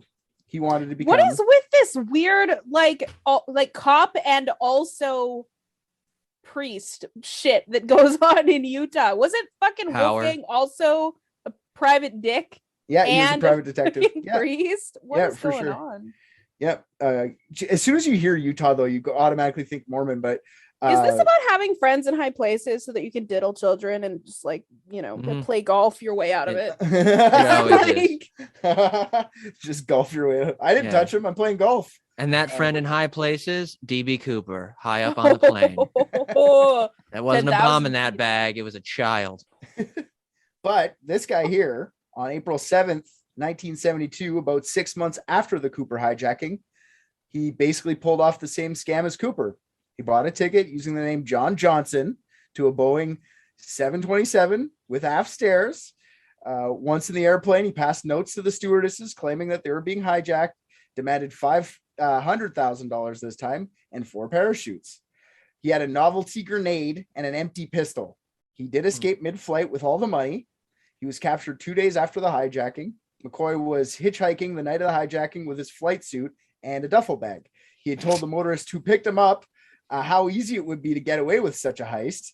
The motorist told the authorities right after picking up, and after finding matching fingerprints and handwriting, he was arrested. During the time of his arrest, he was flying before, like, they went to his house to arrest him. He wasn't there. You know what he was doing? He was out in a National Guard helicopter looking for the fucking jumper. Yeah, looking for himself. He's looking for himself. Awesome. that fucking Spider-Man meme comes to mind. Yeah. No, you. Yeah. In his house, the FBI found $499,970 in cash in a duffel bag, along with a jumpsuit. He only got away with $30. That pussy. In 2 days, you could have spent half of that. What did he spend it on? And they didn't say. Just $30 was. This missing. is That's all. important. Yeah, they didn't say. I look. Trust me. I was like, it was a dildo. It's got to be a dildo. McCoy Weird claimed. shit. Maybe he just gave the guy who gave him a ride $30, but okay, dildo. Let's go with That's dildo. that. It's dildo for sure. 100% dildo.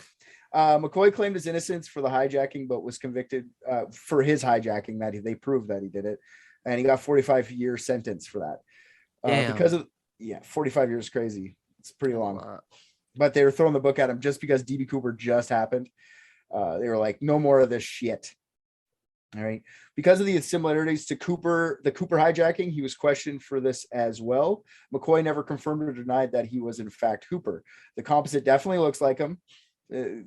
Generic white guy is really hard to not look like, honestly. While Coming from a incarcerated- generic white guy, I'm sure. For sure, 100%. While incarcerated in 1974, McCoy and 3 other inmates escaped Lewisburg Federal Penitentiary by crashing a garbage truck through the gates. 3 months later, he was confronted by the FBI agents in his new safe house in Virginia. McCoy fired at the agents, who put him down on the spot. According to one article, and one article only, I read a bunch about McCoy, the FBI agent that put McCoy down said that she not only put him down that day, but she also put down Cooper. Okay. Yeah, she was super tough guy, tough girl. It was a woman. Problems with this. During McCoy's hijacking, he had a big mouth. He wouldn't shut the fuck up the entire time. Like, get on the floor to close the. Like, Cooper was very well mannered, didn't say too many things on the plane. Cooper apparently came from nowhere and did his job like a pro. McCoy was telling everyone about how he could do another heist later. He's just going to keep doing these. It's just not the same personality. He was also very young. He was 29. So he wasn't in the 40s like the FBI wanted. So he was off the list for that.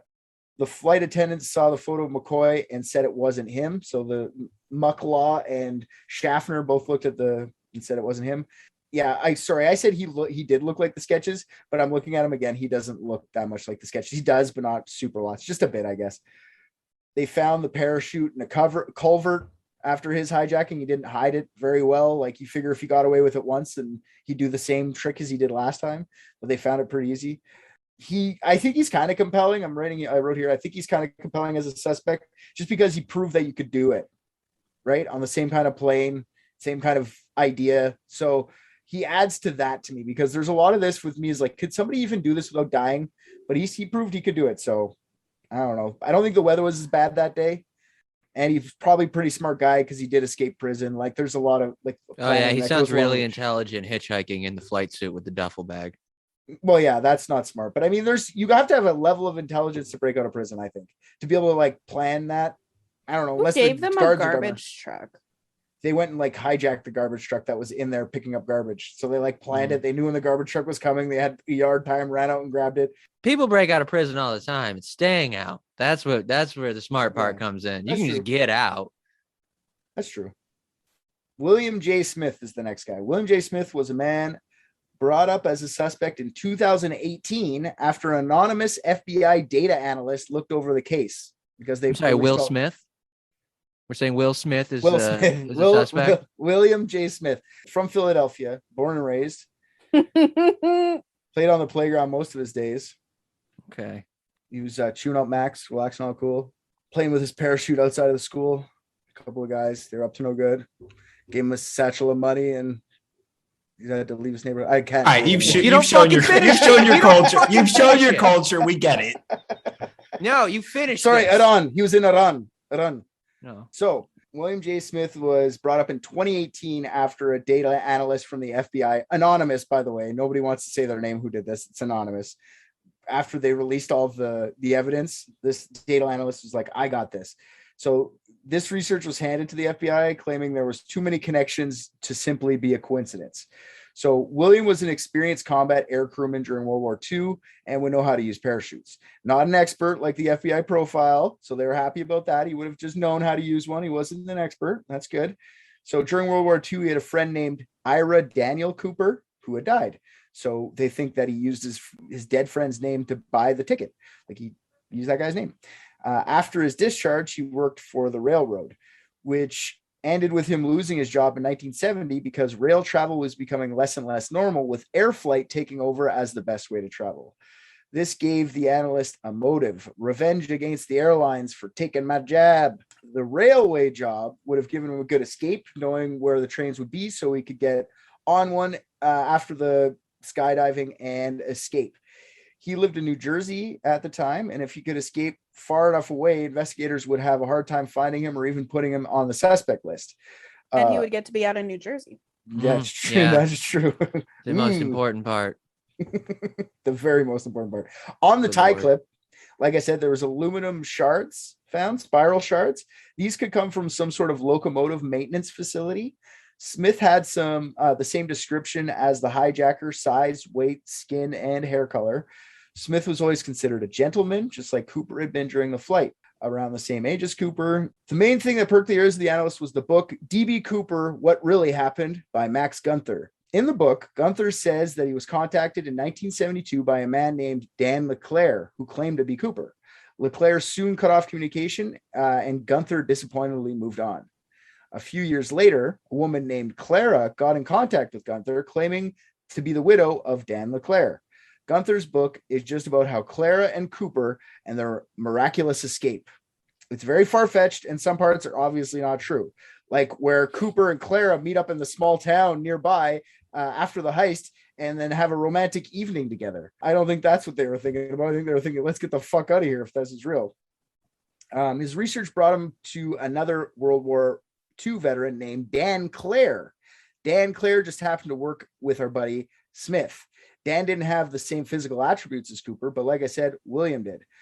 The analyst believes it was actually Smith who called Gunther and used his friend's name, just like he'd done with Ira Daniel Cooper, his friend from World War II. Without the analyst giving the name and Gunther having such a bad reputation, I think this story is shit, because that book is considered like trash and 100% zero, not true. If the data analyst would come forward and be like, this is why, I don't like the anonymity of it, because it doesn't add credibility. It just takes away, in my opinion.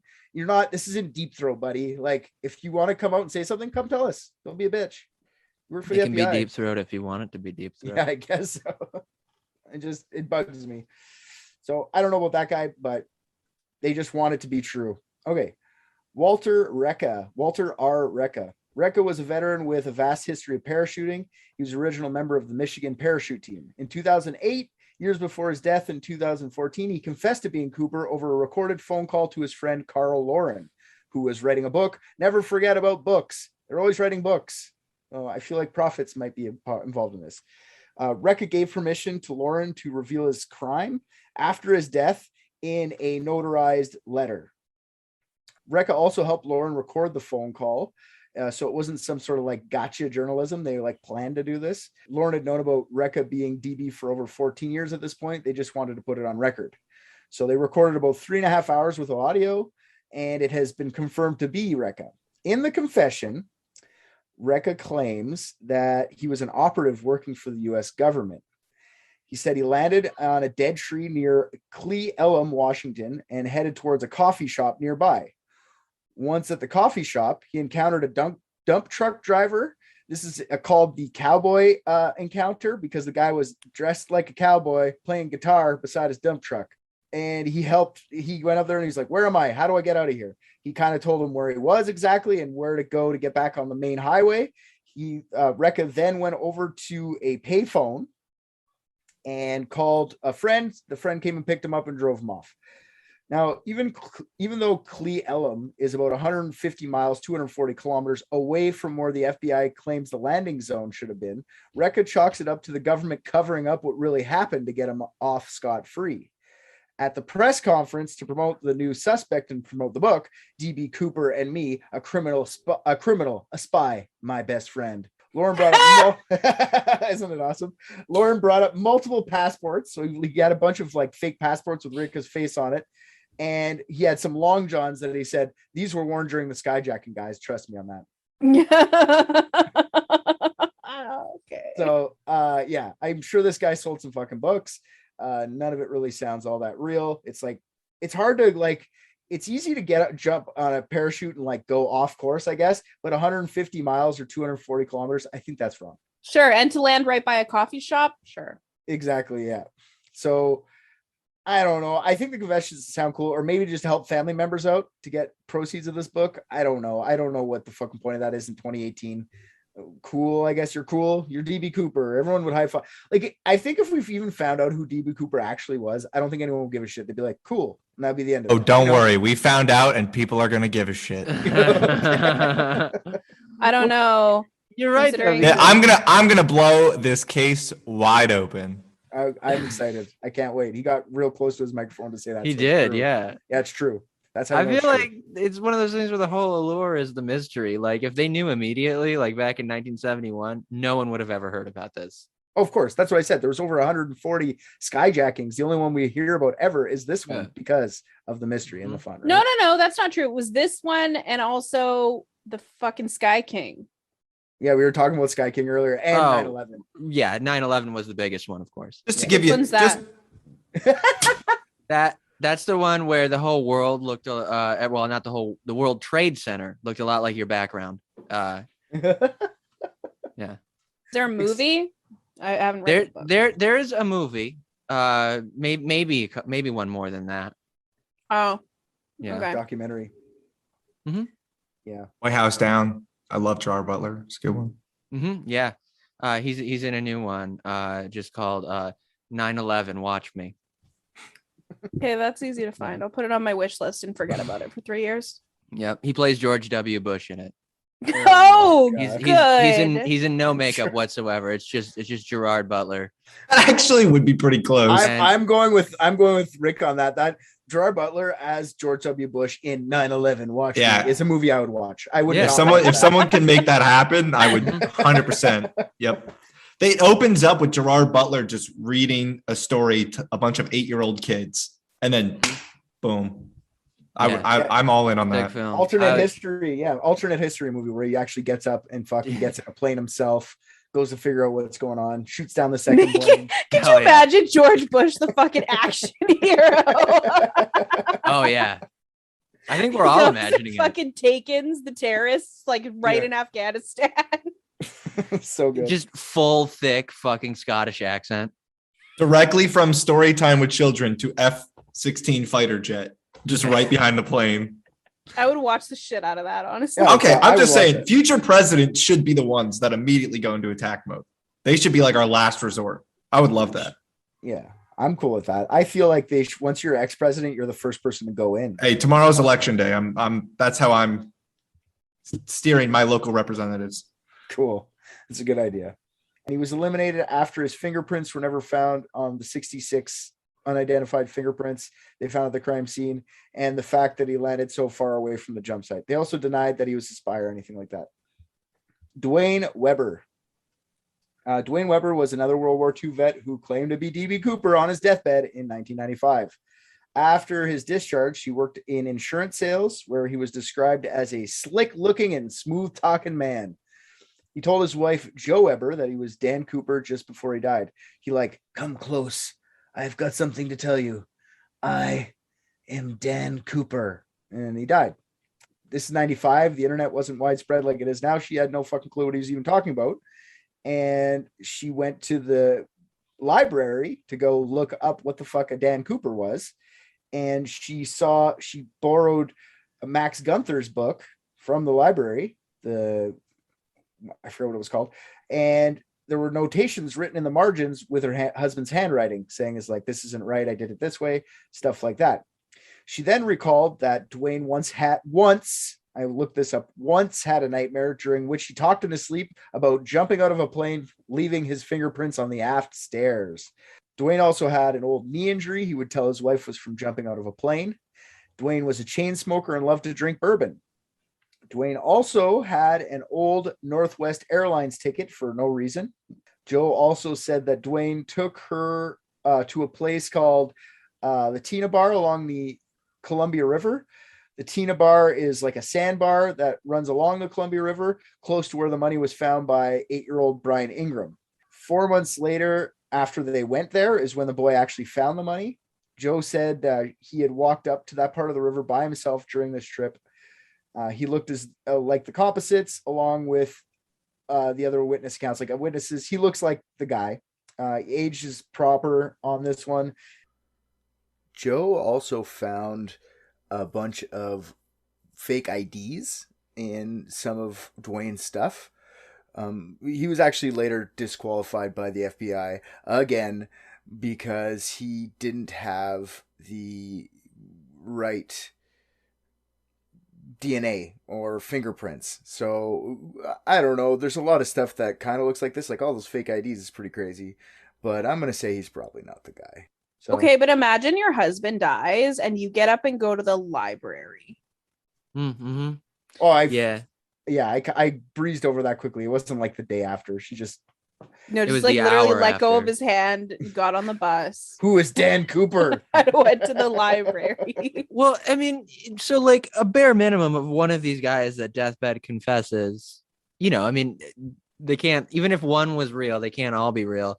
So who hates their fucking family members so much that they just tell the most elaborate, that's your last words to the people you're supposed to love the most? Like, how much do you hate your bitch wife? I was never just me. Ruin your life with this. That's a really good measure of love, though. Like, if your significant other dies and they don't say, I'm DB Cooper, they probably gave a shit about you. That's true. That's true. Yeah. If you just don't have some elaborate fucking bullshit. I'm going to do that on my deathbed. I'm going to be like, I was Gerard Butler. I did 9/11. That's yes, right. thank you. The next one's a shocker, guys. The next one is a lady named Barbara Dayton. That's right. DB Cooper may have been a woman. However, That's a theory in like everything. It may have been a woman. Well, Yeah, gender swaps. It was a witch. However, Barbara Dayton was born in 1926 as Bobby Dayton. She grew up in Long Beach, California. And even as a child, Barbara had always had an easier time identifying as female. Little Bobby, before she was Barbara, would sneak looks at her mother's undergarments and buzz around her room like Tinkerbell. And 18-year-old Bobby Dayton tried to join the Air Force to satisfy her love for flying. Due to an eye condition, she couldn't and was forced to join the Merchant Marines. Was the condition that she didn't have eyes? No, she had eyes, just not good ones, bad ones. Weird jump. Due to a minor eye condition of the not having any. She traveled the world and back on cargo ships and even got some cross-dressing while the crew was asleep. Once she left the service, Dayton had many jobs. She was a fisher person, labor person, machine worker person. She even had experience with dynamite because she had helped her father blasting out some rocks on his property. In the Merchant Marines, she had learned how to parachute. She finally got a steady job in a garage in the late 1950s. This afforded her to get frequent flying lessons. She even got a private license in 1959.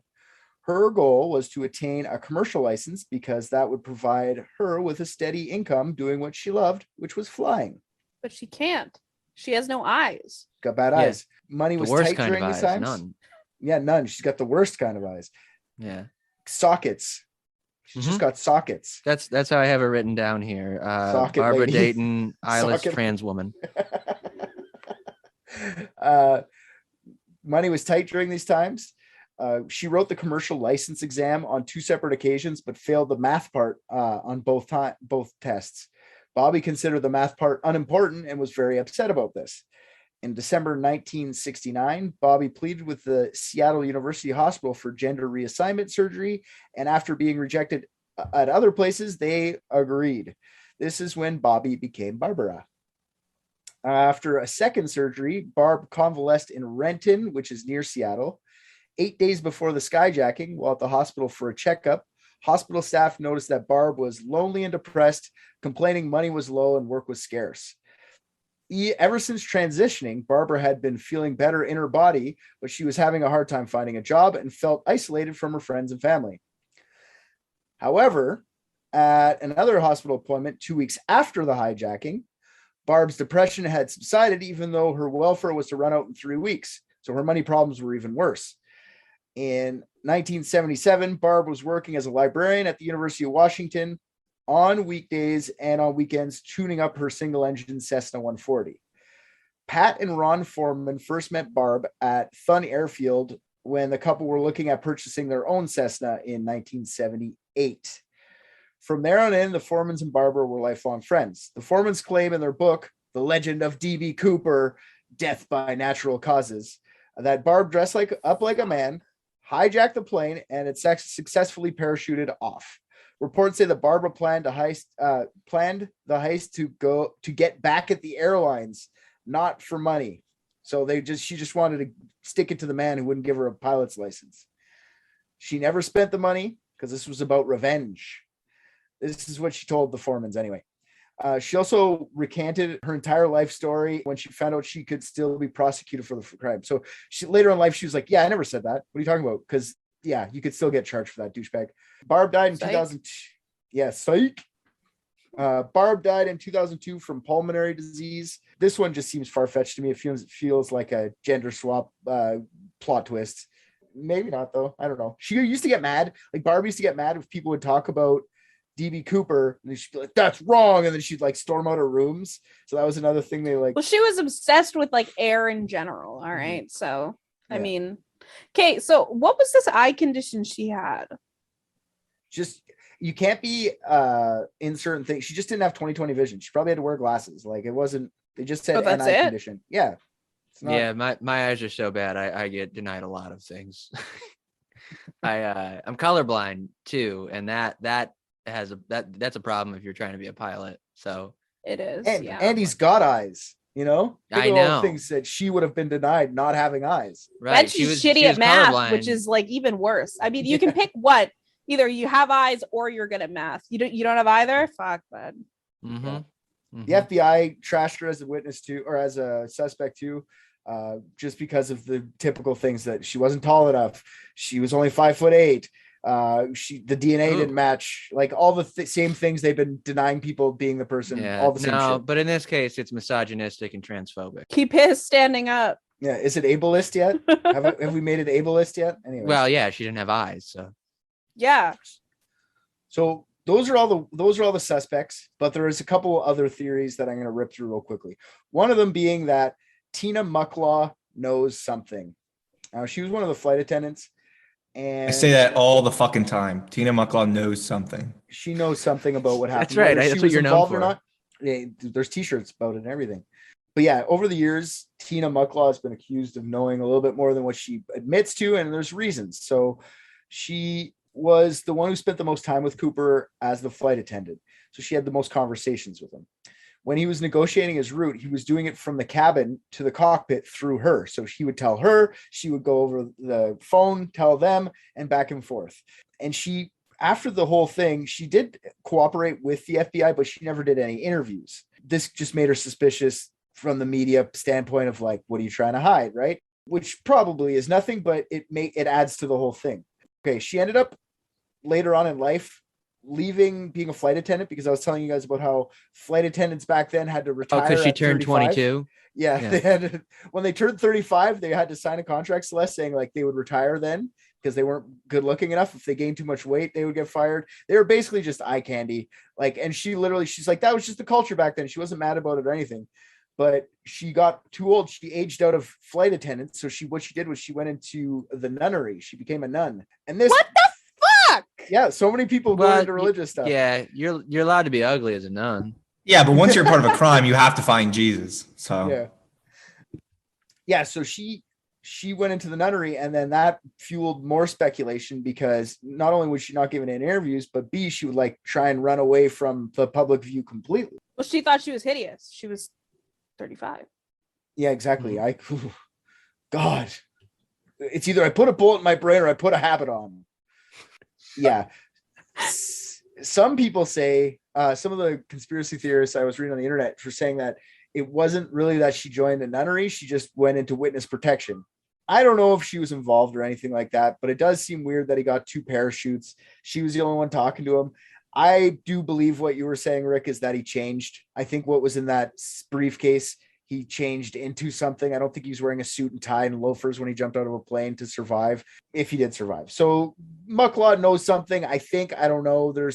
That's part of the speculation on the internet. She said she actually did an interview in 2017, I believe it was, recently enough. And she just gave a lot. Actually, her article gave a lot of detail for the actual hijacking itself, because there was a lot of unknowns before. And yeah, I don't think, she just said she wanted to get out of her life and change. Like, she never was in witness protection or anything like that. She just wanted to change. But that's what you would say, right? If you got $200,000 and hid it in a nunnery. Yeah. So she might not know something, she might, but she's suspicious. Let's give her that. The last theory on this entire thing is that, which this is what the FBI's theory is, which is that DB Cooper did not survive the jump. Dead. that's the definition of a literal fucking cop out. Yeah, I don't know, man. Gabby Petito happened and he was not among the bodies found. So bullshit. Yeah, exactly. Too soon. Not soon enough, never soon enough. Fuck that laundry piece of shit. Hopefully he was eaten by a gator. Oh my god! I just want to say, you said fuck that blonde piece of shit, and I thought you were talking about the girl. I I was like, damn. Little too soon for that one. the only thing that I want to say to you, Richard, is that that's not the only theory. Okay. You gotta know Oh, that Okay. God, that's disgusting. What is that? A 35-year-old woman? this is, well, okay. So you weren't too far off with Barbara when you said transgender woman. All right. So this is DB Cooper's sketch. And who does DB Cooper look like? None other than Amelia Earhart. I was The wondering last if you were going to cover time- that theory. The last time that we had to deal with the transgender possibility. Yeah. But wait, there's more. Oh, I am too excited. Because we dove in to the Japanese attacking Pearl Harbor when we talked about Wolfgang. As we know, Amelia Earhart survived. And she did not stay in Japan. She snuck back into the United States as Wolfgang. So there's my theory. Is Amelia Alright. Earhart hijacked the plane. She, as the FBI knows, only somebody capable could have done it. She is That- capable. You're the one flaw in your theory. I'm seeing eyes right now. I was going to say the one flaw in this theory is that she could fly planes, but her experience with getting out of planes is not so good. Speaking of the eyes, they all had brown eyes. So coincidence? I Oh, think not. no kidding. I think not. Oh, the most Is that- common eye color in the world. Oh my god. Wait, Is no, that- that's no. She also would have been like it is, yeah. 60. Is that the real sketch of DB Cooper? Yes, it is. Yeah. Because That's one that of is them. There's like fucking 5 of them. terrifying. But how close was that? How close was that to Amelia Earhart? I'm sorry, but come on. Oh, I don't care how close it was. That was fucking beautiful, and that's what we're going with. It was the landing that you killed, which she did not. But that fucking hell of a sketch. Yeah, we all know that I could successfully land a plane if I needed to. Okay, thank you. That's right. Microsoft. We discussed that earlier. Yeah. That I don't think I thought like they had like sunglasses in the sketch or something. They had 2 different sketches. There's Yeah. 4 or 5 different sketches actually. Oh my There- god. yeah. I think I've only seen the sunglasses one without it. That was Yeah. so gross. He looks kind of like a lizard man. For real. Like almost like literally like they put like makeup on like a drawing of an alien. Like there's this like that big fucking head shape and shit. Oh He yeah. looks like that guy from The Mummy. Yes. Who, the mummy? Yes, the mummy. No, yes. the brother-in-law, the annoying one. When I was so nervous, I was rushing through to create that video. When Richard finally said for the 14th time that there were 3 left, I was like, oh, I still have time. And that's what's so fucking amazing. As soon as it started fading, I was like, he just made and edited this video. But you win. You fucking win. That I just want to say one more thing before we. I think that's the solve.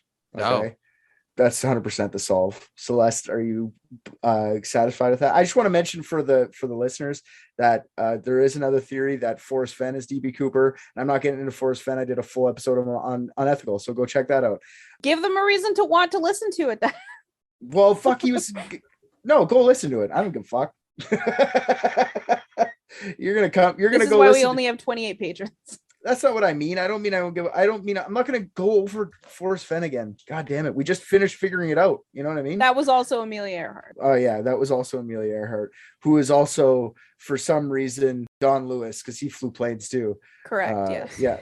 Don Lewis is. There's been I'm a only lot of remembering this aviation stuff. on this show. Now that I'm thinking, It's not about the Yeah. show. It's about the world. We're coming after the important crimes. Sure. Exactly. See, Rick's actually got a really good point there. like the Um, crackhead and the butt pirate. That was an important topic. Mhm. I don't like referring to the 2 of them like that. Can we please?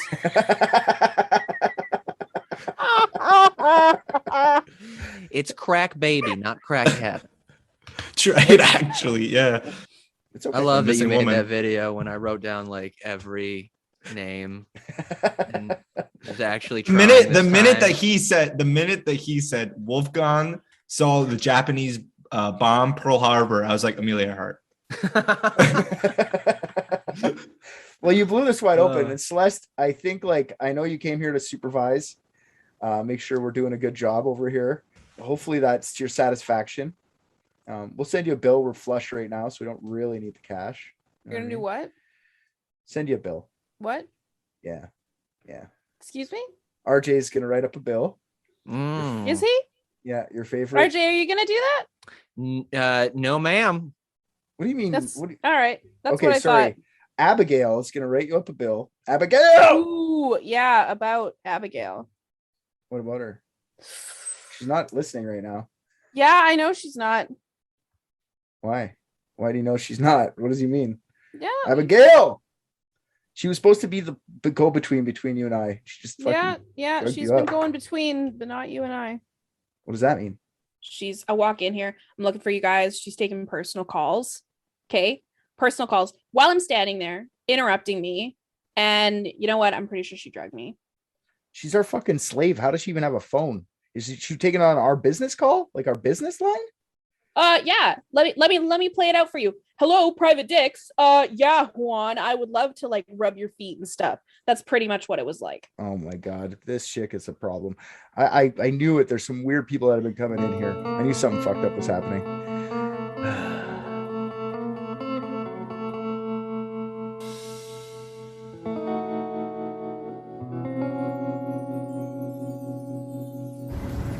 I just watched Private Dicks and I think RJ's the funniest. What? Come on. Hey there, all you private dickheads. That's probably not the name we're gonna stick with. Anyways, RJ here. I am here to tell you thank you for listening to another episode of Private Dicks. If you liked what you heard, go on Apple Podcasts, Spotify, anywhere they take your reviews, drop us 5 stars, say something nice. Also, what you just heard was from last season. If you want current episodes as they're dropped, head on over to patreon.com and search up Unethical Podcast. That's our mother podcast. I was not aware Private Dicks was a spin-off. I'm going to renegotiate my contract. On Patreon is a full 16-episode season, more of Private Dicks, uncut videos of each episode, and many more things are getting added all the time. You can also find all of Unethical's content on there, so go listen to that. And if you're already a patron, fuck yeah, dude. You're the best.